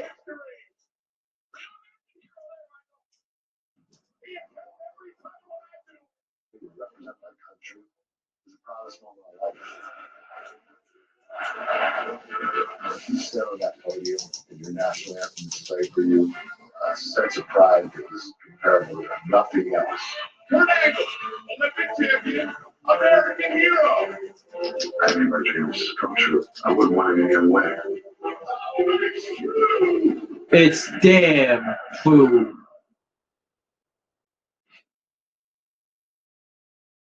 And that man, Kurt Angle, the general manager. Yeah, so like I said, Mickey James is winning this match. We are live tonight. Mickey James is being utilized pretty bad.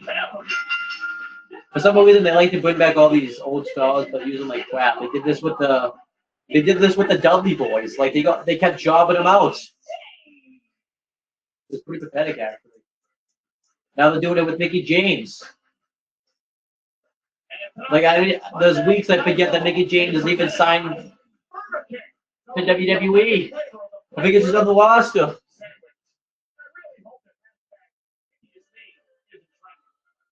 God.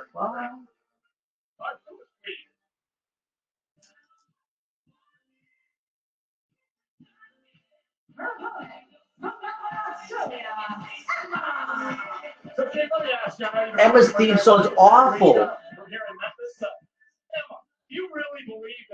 It doesn't even fit her at all. Like, who's coming up with these fucking theme songs? They're so generic. You have Big Cass's theme song was generic. They had to recreate it twice. Same thing with Jason Jordan.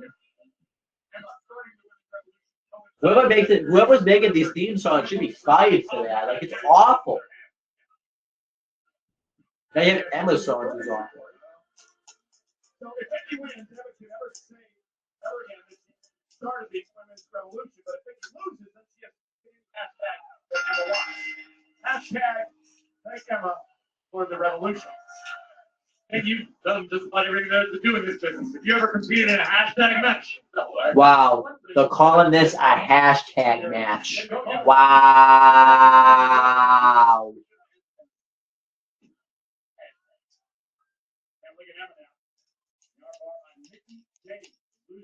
Woohoo.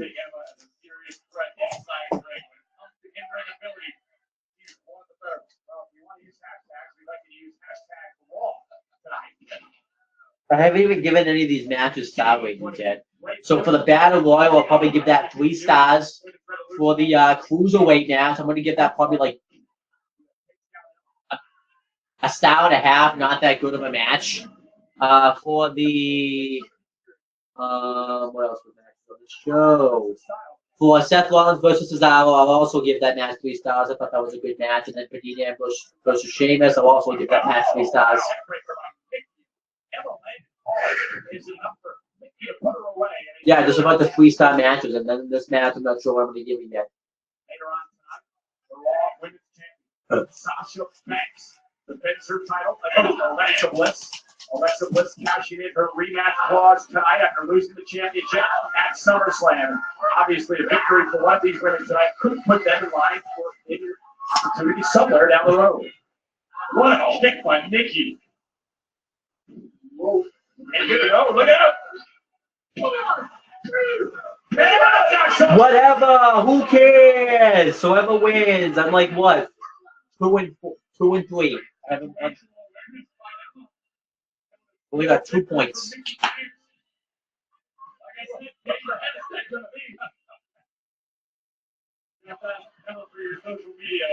At least I haven't won a match, I guess.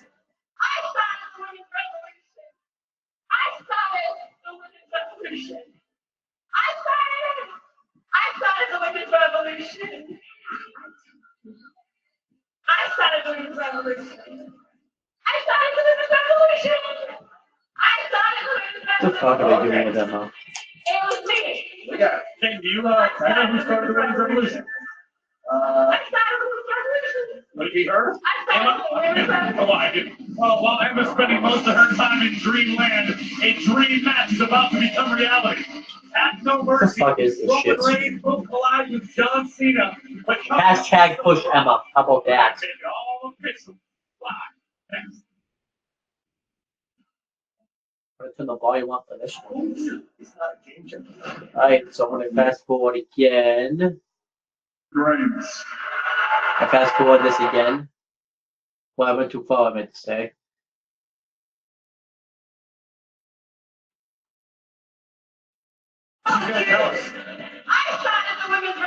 Oh, sorry, I got impatient.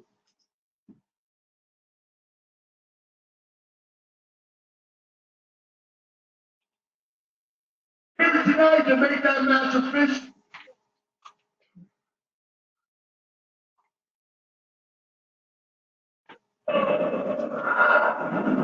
The Sinner Limited Series, Wednesday at 10 on USA. Oh, I like that they're using the same song. I liked the No Mercy song last year. WWE No Mercy. Available now on iTunes and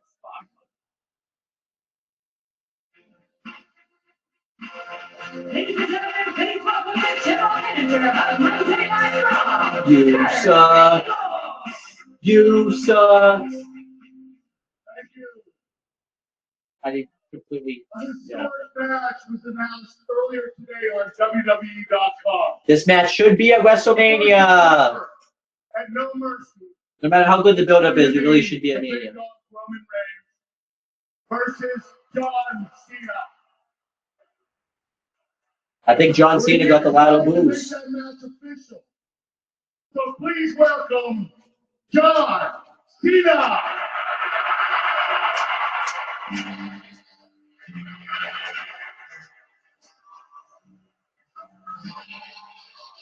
Here comes John Cena, John Felix, Anthony Cena.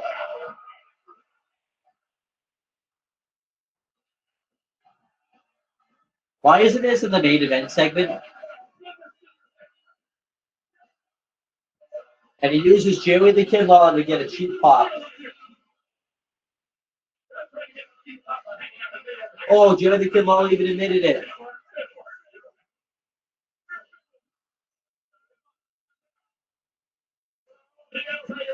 You and I had the honor and privilege of calling most of John Cena's matches, his big matches in his career. But I'll tell you this, Cena versus Reigns at No Mercy is a massive matchup. WrestleMania type match. Are you ready? Then why isn't it at WrestleMania? If they do Joe versus Cena at WrestleMania, then I'll accept that this isn't at WrestleMania. But by the way, where the fuck is Samoa Joe? We haven't seen him at all in this show. Or Braun Strowman. No, Braun Strowman's fighting for the fucking Universal Championship and he wasn't even been on the show at all. Why isn't this in the main event segment? The big match and that's on the main event.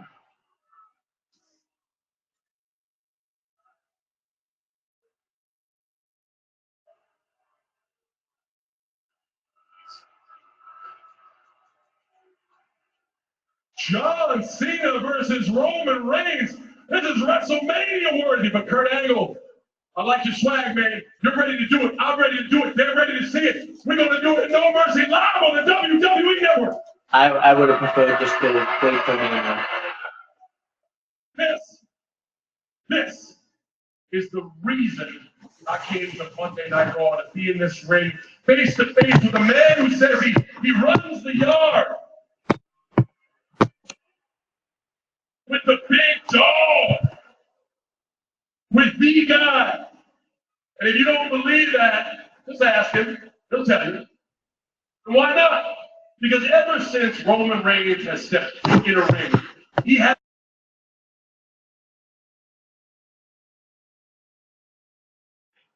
All right, so obviously I just fucking accidentally stopped the stream. One bad thing about having a touchscreen computer, and one bad thing when your phone decides not to fucking charge when I tell it to.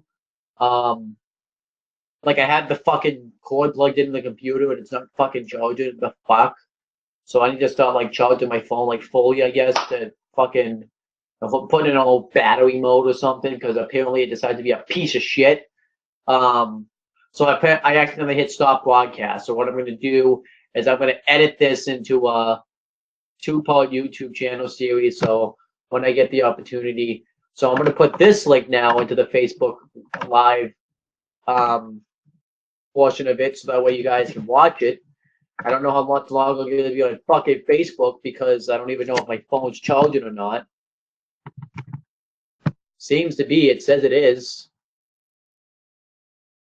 This is just so stupid. It's just so stupid. I mean, the live reactions are just going okay. It's just, I just need to remember to charge my phone and do all that good stuff. So yeah, I'm not going to post this as unlisted, so that way you guys can watch it, but I will. Oh, wait, hold on. I clicked on the wrong thing.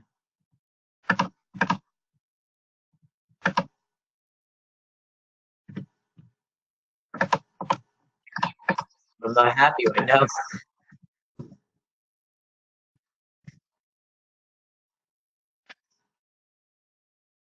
All right, so now I got this go. Now I got to go in here.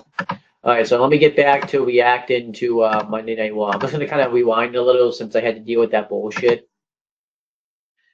I wanted to have my live reactions on YouTube for the John Cena Roman Reigns segment. Reason I came to Monday Night Raw to be in this ring face to face with a man. All right, so let me just kind of get back to where I was. All right, this is good enough.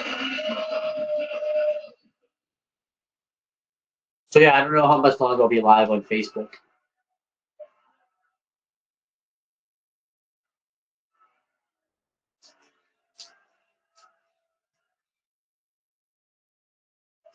So yeah, from this point going forward, I'm going to charge my phone fully and put my phone on low battery mode when I do live reactions. John Cena versus Roman Reigns. This is WrestleMania worthy, but Kurt Angle, I like your swag, man. You're ready to do it. I'm ready to do it. They're ready to see it. We're going to do it at No Mercy live on the WWE Network.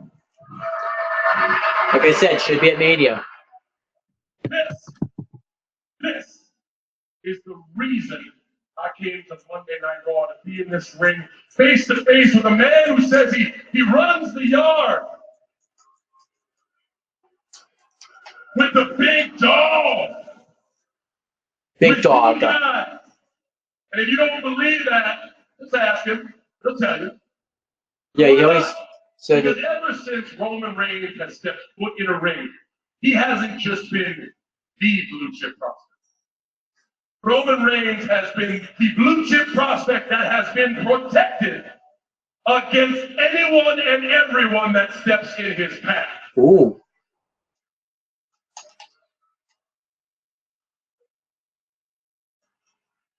And then there's me.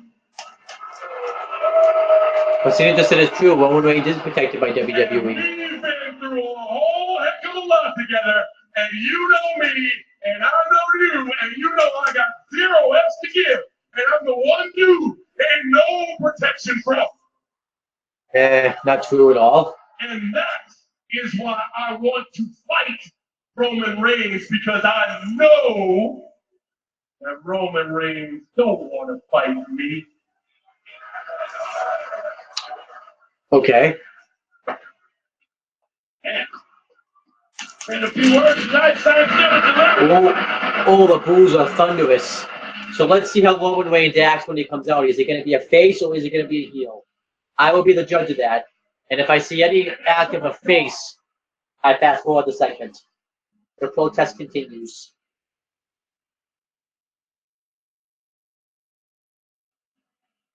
I will say the past couple of weeks, I've been watching a lot of Roman Reigns segment because I went to RAW a couple of weeks ago and I didn't have a choice since I quickly paid money to go see it, so I was there live. I watched SummerSlam, which doesn't count because it was on my friend Chris Dodd's WWE Network, and then obviously I went and obviously I'm watching it here just to see if Roman Reigns is going to act like a heel. If you're Roman Reigns, what are you thinking about John Cena saying, I don't think you want to fight me? I don't believe that Roman Reigns believes that. I can tell you, I think Roman Reigns, for a long time, has felt that he is the heir apparent to John Cena, but it hasn't happened. And it hasn't happened because he hasn't fought John Cena and proven that he is the heir apparent. Here's the thing. John Cena casts a very, very big shadow. Roman Reigns will never be able to. This match really should be a game. I don't know why they're throwing it away at Mercy.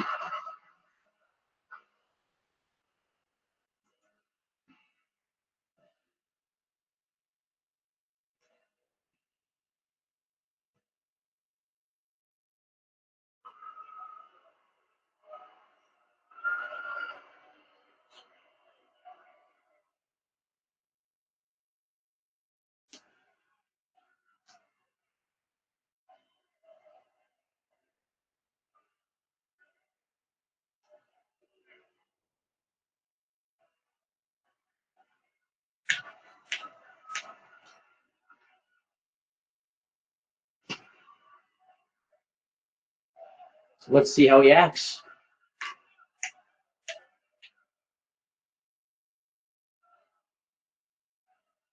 Let me get this right.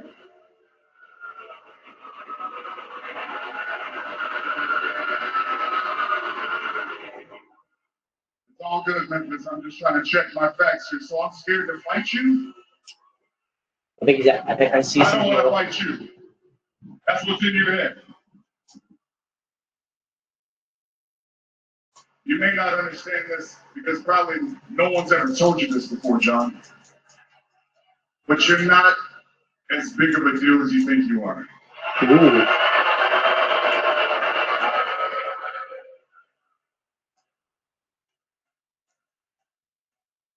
And this is the fact. I don't care what you've done or what you plan to do. I've done something you'll never do. I retired The Undertaker at WrestleMania. Ooh. I don't know. That's a heel move to say. So maybe it's not that I don't want to fight you. Maybe I just don't need to. Ooh. You're right. No, he's right. He's right. You don't need to fight me. You are the high exalted Roman Reigns. You are the big dog. Everybody back there knows it. Everybody out here still kind of trying to figure it out. You see, Roman, I'm what you would call a polarizing figure. Every week there are people that cheer because they stand for what I believe in. And then there are people that boo because they don't. And then every single week you can audibly hear those people so desperately wanting me to change the content of my character. Maybe a little heel turn. Ooh. You just mentioned heel turn. But with you, it's different. I don't know if anyone's ever told you this. They go back and forth with you because when they look at you, they see what I see. A cheap-ass, corporately created John Cena bootleg. Ooh. John Cena's owning Roman Reigns.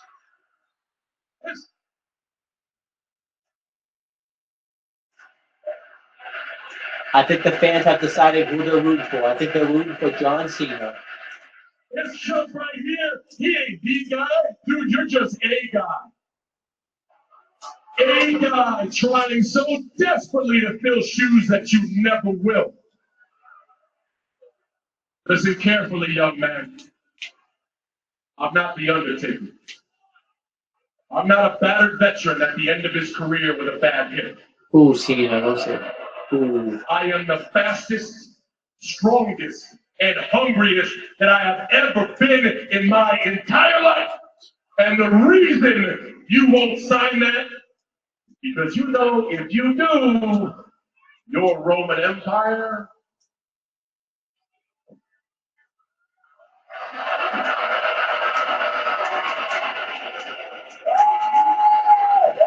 Why isn't this match happening at Mania? Just why?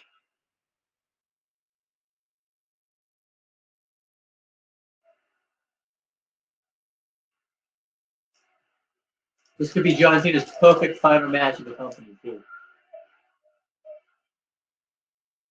He did it again. He's the king of this. He can take anything and spin it. That's what he does. But it blows my mind that he stands out here and he runs his mouth and he's talking about, y'all boo him because y'all want him to be a bad guy. Ooh. They boo you because, first of all, you suck. Ooh. Hey, according to them, so does he, but that's okay. You want to go with that? Just shut up for a while. How about that? And second of all, Go ahead, find it. Go ahead. Oh, wait.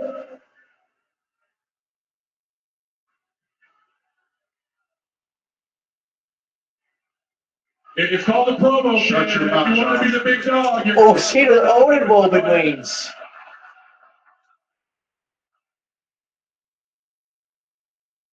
See a fourth wall. He just broke the the reason promo. why they boo you is because they see right through you. Ooh. You're a phony. You're a yes man who can learn how to do anything or be anything. So if you wrap all that up, you're just a fake bitch. Ooh.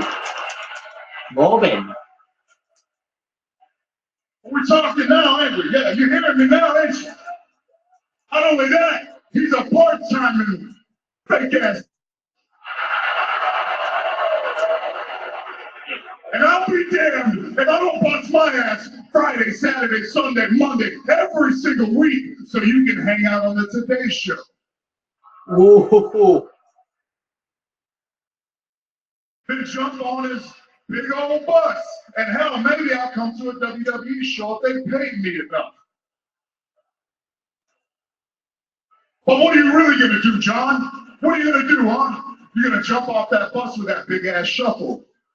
That big shovel. That's what you're gonna do. You're gonna bury as much young talent as you can. Holy shit. Because that's what you do, right? That's how you stay on top of the mountain.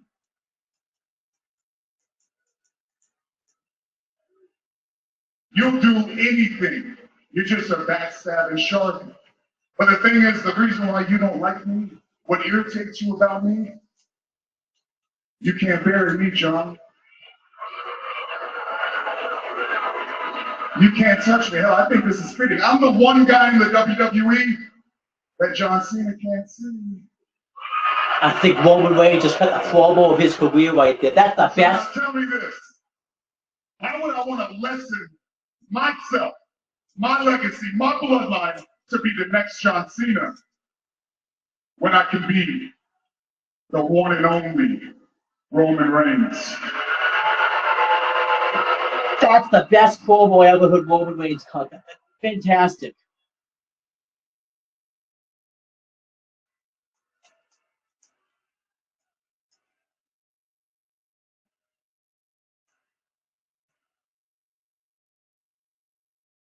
Done.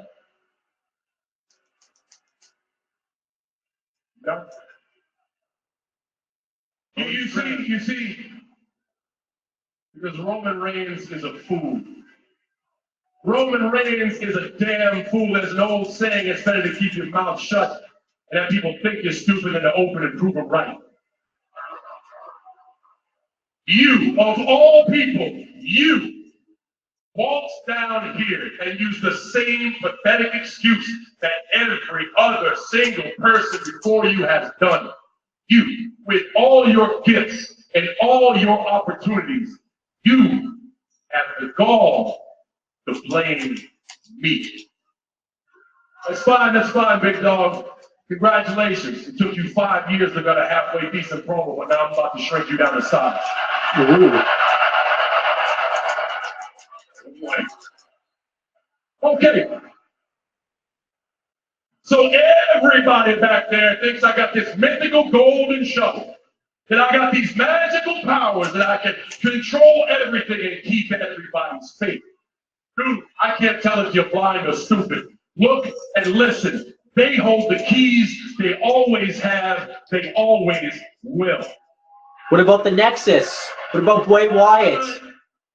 You gotta blame What about me. Rusev? I've been hearing that record for 10 years and I ain't tired yet.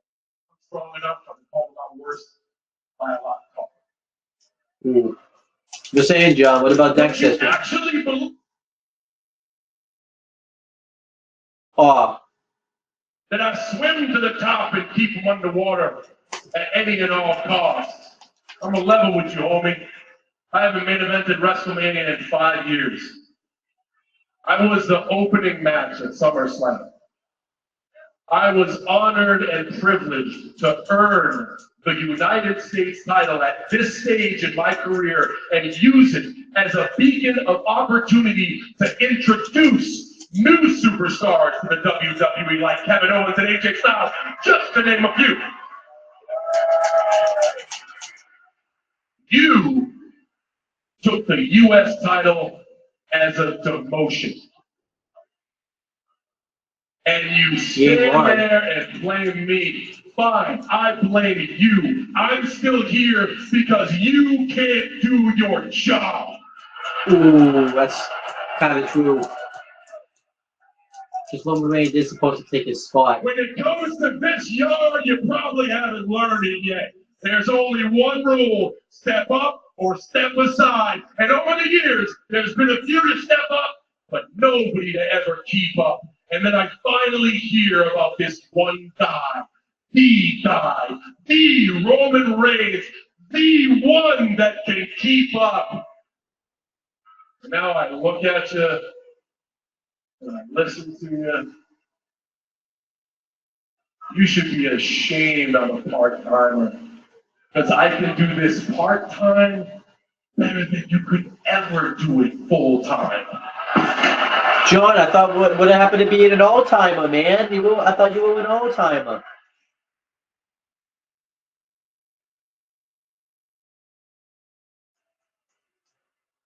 Seen an old Roman Reigns. I'm gonna admit though, Roman Reigns cut a great promo.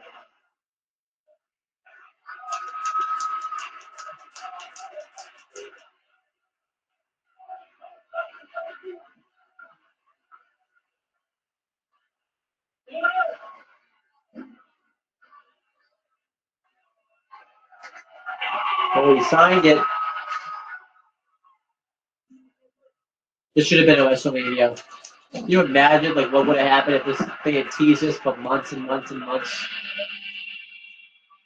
Gallows and Anderson.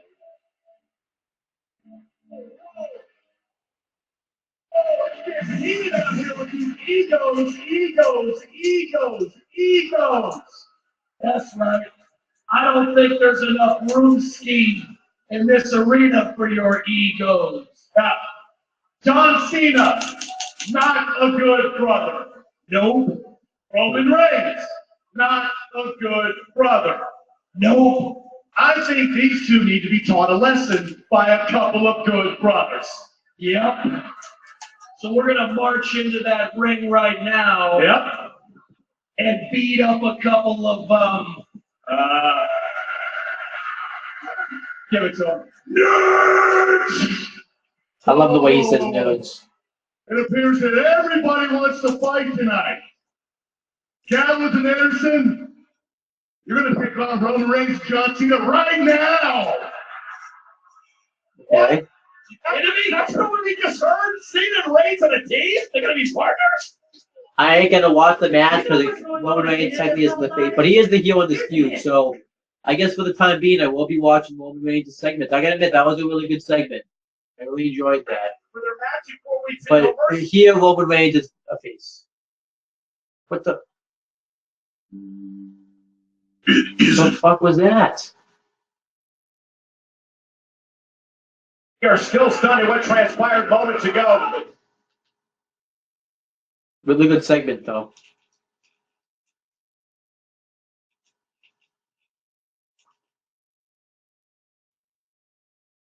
Okay, I'm just gonna make sure I don't miss anything. Braun Strowman and Brock Lesnar. I don't know if this is over yet, guys.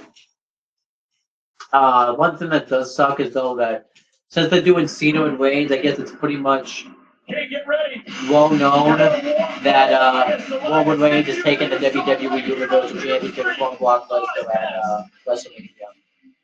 I really hope that that doesn't happen, but it looks like that's what's going to happen.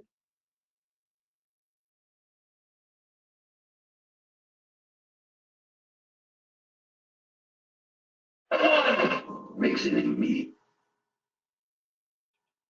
Settle for a piece of the pie. Join Hut Rewards today and earn free pizza faster. That's why no one out-pieces the Hut. A new champion Oh, an advertisement for NXT. makes it an immediate target. Adam Cole, Kyle O'Reilly, and Bobby Fish. They are destroying the new NXT champion.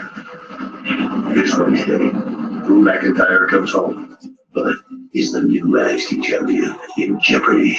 NXT this Wednesday, 8/7. I will be doing a live reactions also for NXT. I know it's already happened, but I will be doing a live reaction. Ladies and gentlemen, Alliance. I think Michael Cole fucked up over it. He kept calling Elias by his old ring name, Elias Sampson. That was weird. Hello, I am Elias. It's Elias. Why did they change his name? Hello, I am Elias. He's got a list.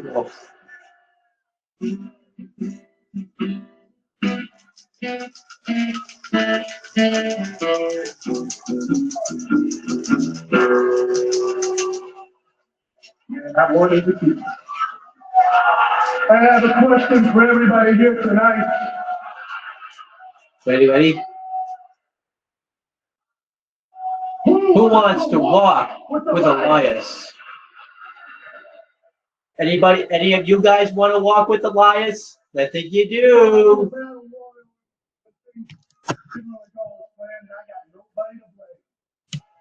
Oh, he's got no one to blame. Ooh, all of us. See, a long time ago, the American Dream, Dusty Rhodes, he called me Elvis. Really? The Elvis of the WWE, that's right. And he was right. Apparently, the American Dream baby called him, the American Dream Dusty Rhodes called Elias Elvis. So I'm telling you all to silence your cell phones and hold your applause until after I am finished. Hold your applause so after he's finished. Great concert right here.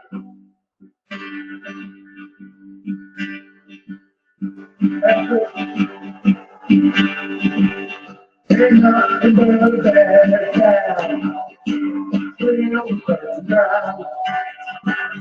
Ain't nothing but a bad time. People lie all the time. Well, the king is gone, but he's not forgotten. Doesn't change the fact that you all are rotten. When I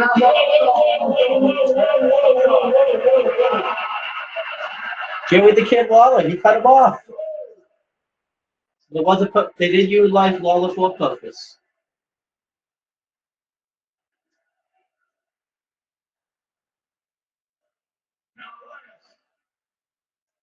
To be honest with you, your voice is not that bad. But you clearly have trouble relating to your audience. because you see, the WWE Universe here in Memphis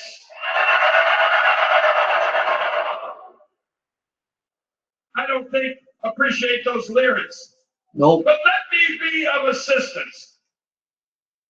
Let me bring somebody out here that might be able to help. You know him from WWE.com's Southpaw Regional Wrestling. All right. Ladies and I gentlemen, haven't watched any of that. please I'm gonna stop watching that though. Elvis Wesley. Elvis Wesley.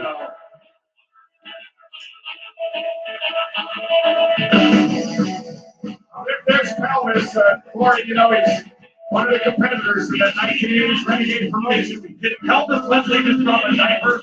What is happening right now? Kings went from my favorite person in the building. And it's Elvis Wesley is pretty much Heath Slater dressed up as Elvis Presley.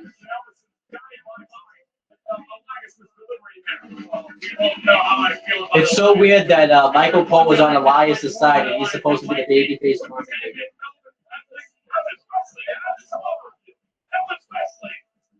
Because Corey Graves actually doesn't like Elias. He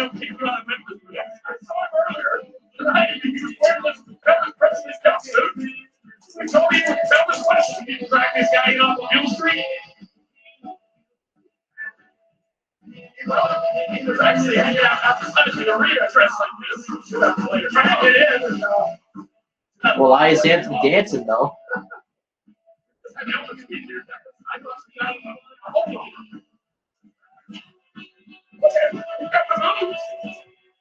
I do like that Elias. They haven't given up on Elias yet. Oh, Elias! I think everyone loves him. I guess he didn't want to walk to the wire. Elias taking exception to this interruption. You think I have to go down there? I don't. Elvis made a broken Elvis. This week's up. I can't believe I'm saying this, but I'm actually in full agreement with what Sampson's doing. Oh, no! And there's Drift Away. Oh, he just laid him up with Drift Away. It was pretty much like a spinning neck break there.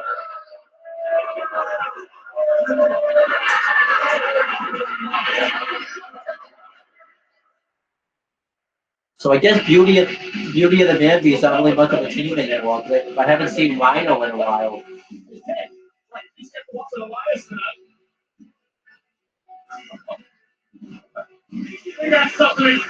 All right, so next is the Raw Women's Championship rematch.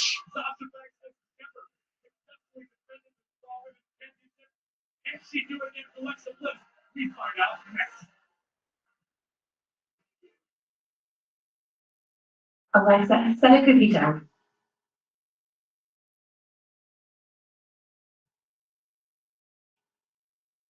I'll let it work whichever way you wish for. I'm not gonna watch the Mae Classics ad again because I just watched it like a few minutes ago. I will be, like I've talked about, I will be doing a live reaction to each episode.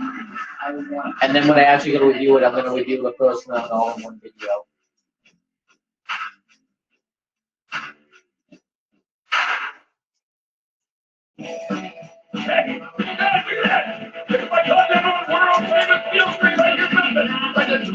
I'm gonna put you guys over there right after all, okay?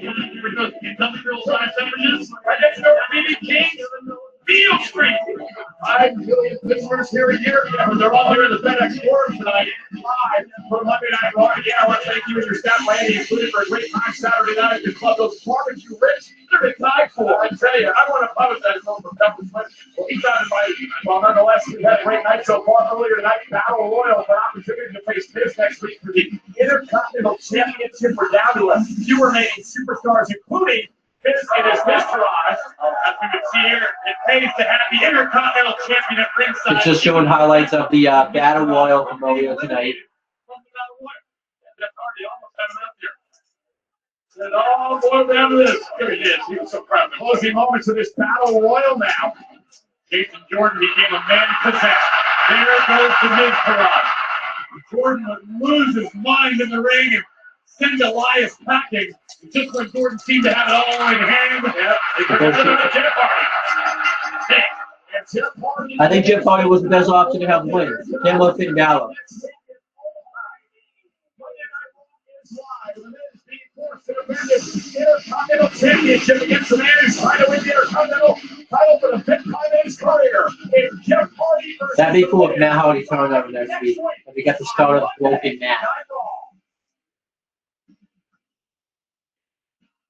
It was the Miz Suarez and Luis. Excuse me, ma'am. Next week you will defend your Intercontinental Championship against Jeff Hardy. Do you care to comment? One match. One match. That's all it takes now to face the Intercontinental Champion?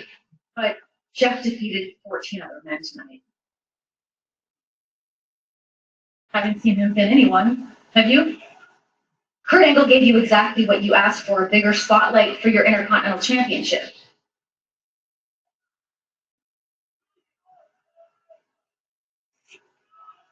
Whatever.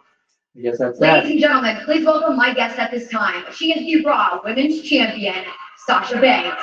Hey, Sasha.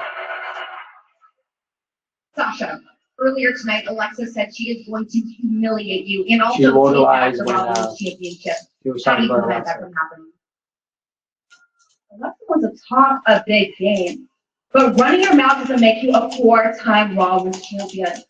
Alexa would say I've never successfully defended this championship. Well, that all ends tonight. You see, this isn't the Game of Thrones. This is the Monday Night Raw. And Alexa can bring all her little drama. She can talk all her trash. She can even bring her little clip fit. But tonight, I'm going to give Alexa the fight of her life. I'm going to put that child in her place just like I did at SummerSlam. And then the entire WWE Universe is going to be chanting, "You tapped out." Decent promo. A very confident champion, Sasha Banks. But here comes the challenger. Yeah, she's confident personified. Alexa Bliss upset since losing the Raw Women's Championship last week at SummerSlam to Sasha Banks. Of course, Alexa Bliss is upset that Raw Women's Championship. That is a hot woman right there. Tonight, the goddess takes back her throne. Alexa Bliss. So yeah, I'm picking because I don't want to see a title change. As well as the point of doing it at SummerSlam. I'm picking Sasha Banks to win. Probably going to be by some shenanigans, and then they'll do a rematch in Honors.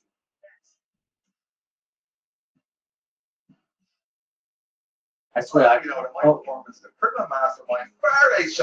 Let's see what Sheamus and Cesaro has to say here. Certainly since 1-800 fella. I throw kick the cat out of a tree. I practically stayed. Oh, 1-800 fella. Construction career going. I'm too busy concentrating on Kevin and starting with that team in WWE. Oh, finally. Something to shut you up. But you will. At least I see you still have great taste for burgers. The Whopper sets the bar because it's plain The grilled. Whopper sets the bar because it's always prepared. Exactly the way I like it. Well, hopefully we can agree on one thing. We're going to need more. Yeah. Do it, man. Get going. And don't forget Cesaro's crown when you're at Burger King, yeah? Yeah. Why are they trying to act like they don't get along there, though? They get along fine now. But fuck that shit.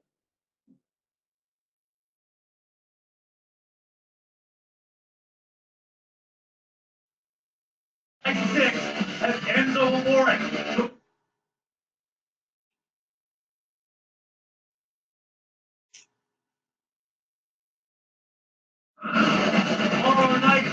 Alright, so on 205 Live, we have a 6-man tag team match. It's going to be Cedric Alexander, Grand Metalik, and Enzo Amore versus Drew Gulak, Tony Nese, and Noam Dar. Kind of a whatever match there.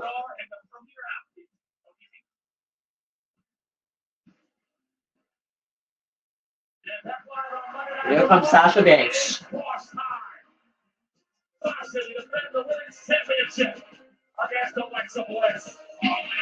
Sasha Banks should really be a heel. I still think that.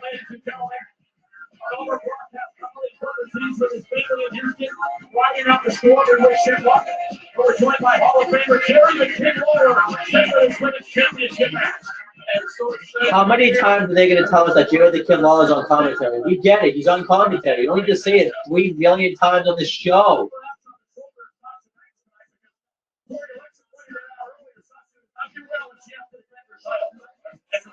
becoming champion and staying a champion. Sasha Banks has never been able to remain champion. Let's note that the champion. Well, Sasha Banks was also going up against Charlotte Flair's pay-per-view streak. I mean, she was no match for that. But the only time she's 3 times actually was against Charlotte. One fall.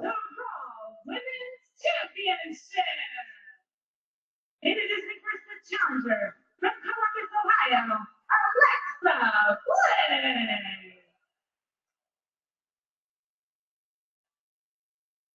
Alexa Bliss is great at being like a bitchy heel. Massachusetts, she is the Raw Women's Champion, Sasha Banks. Next reaction to Sasha Banks. At SummerSlam, the Banks defeated Bliss to win I do like an Alexa Bliss the cover reviews. championship, and that's what this is about tonight. Hashtag women's titles. Corey, who do you? And the referee hold the fucking Raw Women's Championship upside down. Great job, ref. And then again, I always used to do that with my title. I like the referee had to rectify his mistake. She is determined. She is on a mission here tonight. Let's keep her emotions in check because Sasha Banks is so dangerous inside the ring. One error by Bliss could be the end of the opportunity. Sasha 4 times. But as I was saying, the only time that Sasha Banks has really defended her title was against Charlotte Flair. She defended it against her at SummerSlam, lost. At Hell in a Cell, in a Hell in a Cell match, in the first ever women's Hell in a Cell match, and lost. And then at Roadblock End of the Line, against Charlotte Flair in a 30-minute Iron Woman match. Oh.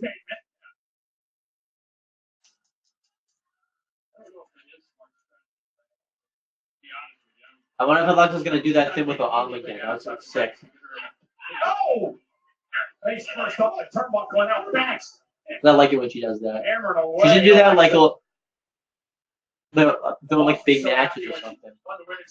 Oh, she's got such a nice ass. The left arm of Bliss. Broke what she called the Brooklyn Curse. Oh yeah, Sasha Banks also got rid of the Brooklyn Curse, and the only time she's lost, but she's only wrestled twice in Brooklyn. She wrestled Bayley at NXT TakeOver Brooklyn in a fantastic match, probably the best match ever in the history of an NXT special. The best match of 2015. So she lost to Bayley. She lost her NXT Women's title to her. And then obviously I mentioned at SummerSlam 2016 she lost to Charlotte Flair in Brooklyn, where she lost to Raw Women's Championship. And she finally broke it by defeating Alexa Bliss at SummerSlam this year. A lot of faces. Sasha Banks doesn't respect Alexa Bliss. I'm surprised how good of matches they can have, considering the fact that they have real heat with each other. Because normally it kind of affects it affects wrestlers to be able to work together and win. Right away with her attitude, where she carried herself. She went into Bayley's hometown, San Jose. Of course, Bayley and Sasha best friends. She beat Bayley, the Raw Women's title. Oh, and Sasha with a blow right to the back of the neck. Well, both of these young ladies had a lot of success early, and it filled them both with a lot of self-confidence. And, you know, some people would say that they both became a little bit egotistic. And again, Alexa, look at it. Whether there's early story from Sasha. Oh, Banks. Oh, all the double knees. I love it when she does the double knees. Right off the apron, too. Sasha Banks is taking this completely out of game with the Raw Women's Championship on the line. Alexa Bliss is getting a fucking ass kicked right now.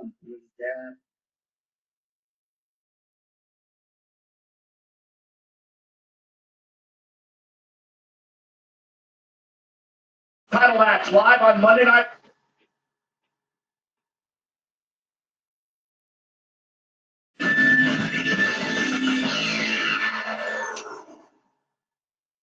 We're back live on Monday Night Raw. Suddenly the challenger, Alexa Bliss, has taken control of the champion, Sasha Banks. Here in our women's title match live on Monday Night Raw. I'm going to show you what happened before the commercial break.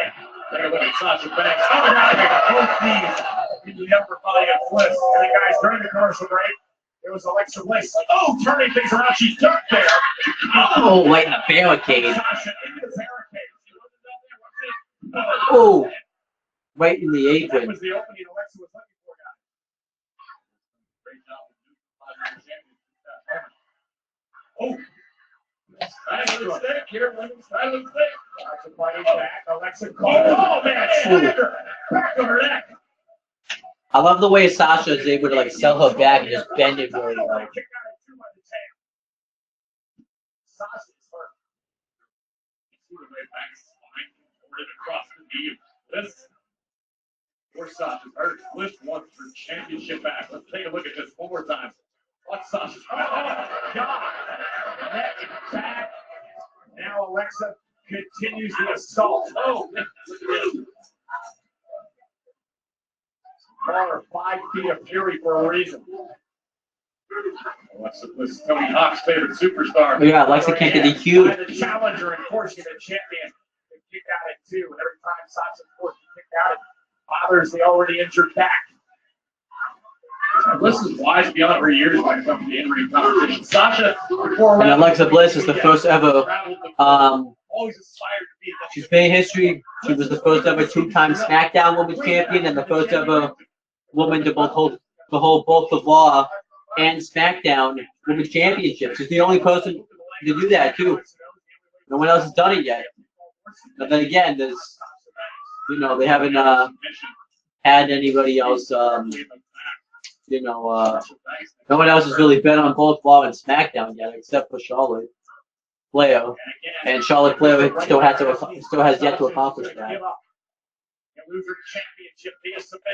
Like, no one else on Raw is going to accomplish that goal because the only one that can accomplish that goal right now is Charlotte Flair because she's been a Raw Women's Champion. That's stunned Alexa. Sasha may just incur the wrath of the goddess after that. And Alexa now kicks right into the midsection. Reported disqualification. Sasha with a back elbow. Whoa. Oh, face first goes Alexa. Buys herself a few moments to recover. There may have been the break that she needed. Here she comes. Sasha Banks trying to Sasha Banks making her comeback. Banks still favoring her midsection and her shoulder. Damage inflicted by the challenger. And to the double knees in the corner. And here comes the champion. Look out. Missed the other double knees. Rolled out of the way. Simply too quick. Banks paid for it. This match has been pretty decent so far. I thought the match at SummerSlam was better. Took over momentarily. The match at Great Balls of Fire might be the best match they've had. Trying to get back in control here. Sasha caught her with a forearm. Alexa's still fighting back. Yep, cross body, nobody home as Sasha ducked out of the way. And can the champion Banks take advantage? A roll up. Yes, there's her down kick out at 2. Oh. Sunset flip attack. Hooks the leg, and Banks has to kick out at 2 again. Oh, I love when she does this stuff. Oh, but she reversed it. Go, man, yeah, just enough to put one away and a kick out. Tremendous action here. Oh. What a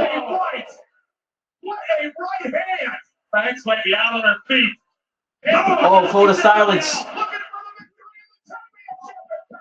Wow. How did Sasha Banks get out of that? That was complete instinct. Sasha had no idea where she was after the right hand. Oh, yeah, I love the flip out. Let's need to keep her composure. Oh, let's take a look at this in slow motion. Right on the jaw. I still can't believe how fans smacked Alexa Bliss's ass at a live event. The best part is Nia Jax's reaction to it. Perhaps instinct alone allowed her to kick out now Alexa Bliss. Unloading on the champion. Monday Night Raw is live tonight at the FedEx Forum in Memphis, Tennessee. Alexa Bliss, the double knees. I love this spot. Oh. Sasha Banks, the champion. Oh, Shining Wizard. Wins her down both Bliss. Sasha cover to retain the title against stays alive. This is the Raw Women's Championship match. Sasha Banks is your champion. Alexa Bliss, your challenger. Bliss with her rematch after losing the title at SummerSlam 8 nights ago. Corey Graves and I joined by the Hall of Famer Jerry the King Lawler tonight as Booker T rides out the hurricane in Houston with his family. They keep reminding us like a billion times too that Booker T's with his family in Houston and Jerry the King Lawler's taking Booker T's place on commentary. We get it. Oh, 140 again. For another knockout shot. Ooh, nice view of Alexa's ass. He twists in the corner. Calls it up into the corner. Oh, Alexa push. It swallows the champion. Sasha unloads. This answer from the back elbow. Oh, whoa! You hear that? What a kick. That Alexa is down on the bench. She may be out. Oh, another double knees. From Sasha Banks. This didn't escape that time. Going up on top. It looks like she's going to the top. The boss is rolling on, continuing to build momentum, but Bliss. And then to a halt. I'm telling you, Bliss. Just like a little spark plug. Just when you think she's down and out, she comes right back at you. We can say the same about Sasha Banks. Well, not giving to her. Face buster. Right on the turnbuckle. However, the challenger, Bliss, is starting to take over. Just surveying the situation, trying to figure out her next move.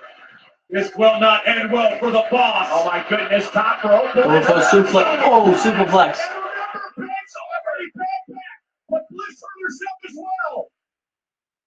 Critical moment in this matchup for both these superstars. Bliss needs to figure out a way to rally, to deliver a cover. Take a look at this from all the way on top. Alexa Bliss driving the women's champion into the mat. What is this impact? Thunderous, ring-shaking superplex. Bliss might have knocked the last little bit out of herself. A fall from that height, knock the wind out of you, damage your back. By the way, I guess David Otunga's never coming back to commentary because he easily could have just filled in for Booker T, but he just didn't. Oh, big statement, big statement. I mean, I guess it's because it was in Lawler's hometown, man. 5 feet taller is the long journey for Alexa Bliss. Oh, wall up, one. Banks still trying to hang on. Oh. Brilliant move by Bliss using the top rope as a weapon. Uh-oh. Oh, kick out. Lights out. Cover. To win the title. What the fuck? Why? I like that they protected a finisher. It was just one DDT. What was the point of taking the title off of? Why do they keep doing this with the championships? It's stupid. This 30 how many championships have changed hands? 30 fucking cents? What the fuck? It was Nia.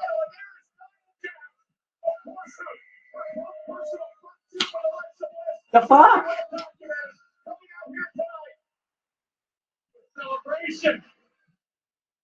This is stupid. I like Alexa Bliss and all, but why would you take the title off when someone's just to put it right back on her? Fucking eight. Oh, Nia Jax.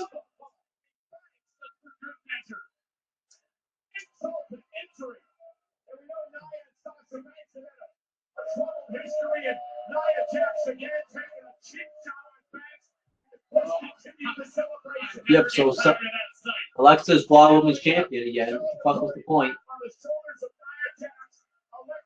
So they're just gonna probably continue the feud, I would imagine. Oh shit, Nia!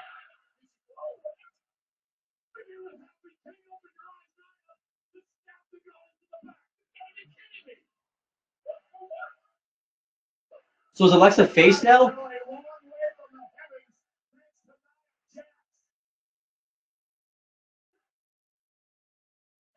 Nia's making it perfectly clear what she wants. An opportunity at the Raw Women's title.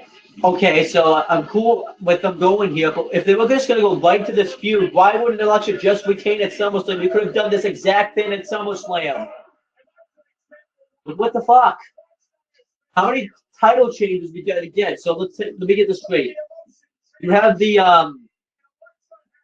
Intercontinental Championship bounce back and forth.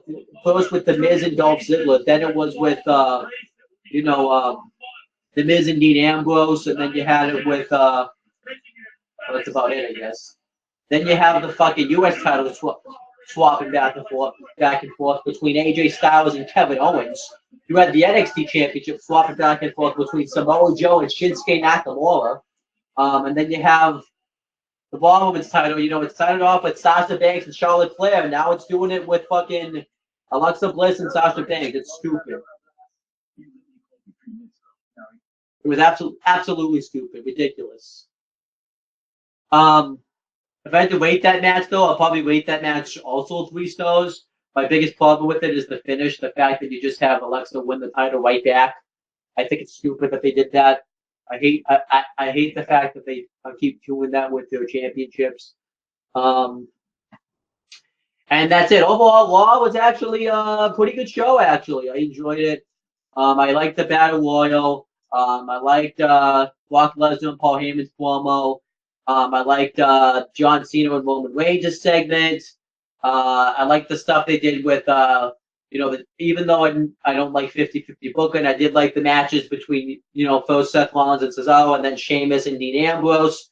And that match really wasn't bad or anything, but it's why they got to do all these title changes. It's stupid. If I had to rate Raw, I'll probably rate Raw 7 out of 10. Good show. I'm looking forward to No Mercy. We have Cena versus Reigns. It looks like Reigns is going to work heel for that feud, so I'll probably be watching, for the time being, some Roman Reigns segments where he will be working as a heel. I don't really know if he's going to work heel past that segment, though, but we'll have to wait and see. I'm looking forward to Braun Strowman versus Brock Lesnar. Just 2 questions. Where the fuck was Braun Strowman, and where the fuck was Samoa Joe? The fuck. But overall, I thought Raw was a good show. And thank you guys for watching this video. If you want to check out my live reactions to stuff, click on the playlist down in the description box below. And yeah, thank you guys for watching this video. If you want my Facebook Live page, feel free, if you want to, post anything you want onto my Wrestling Fortune 44 Facebook page. And feel free if you want to post stuff. For those of you watching on the YouTube version, and if you're watching on the Facebook page, please make sure you subscribe to my Wrestling Fortune 44 YouTube channel. And make sure you click on the bell so that way every time I upload a video, you guys will get the notification for it. Make sure you guys do the same for my CM brothers and Owen talking to the YouTube channels. And that's pretty much it, guys. Talk to you later. I'll be back probably at some point to do my live reactions for SmackDown.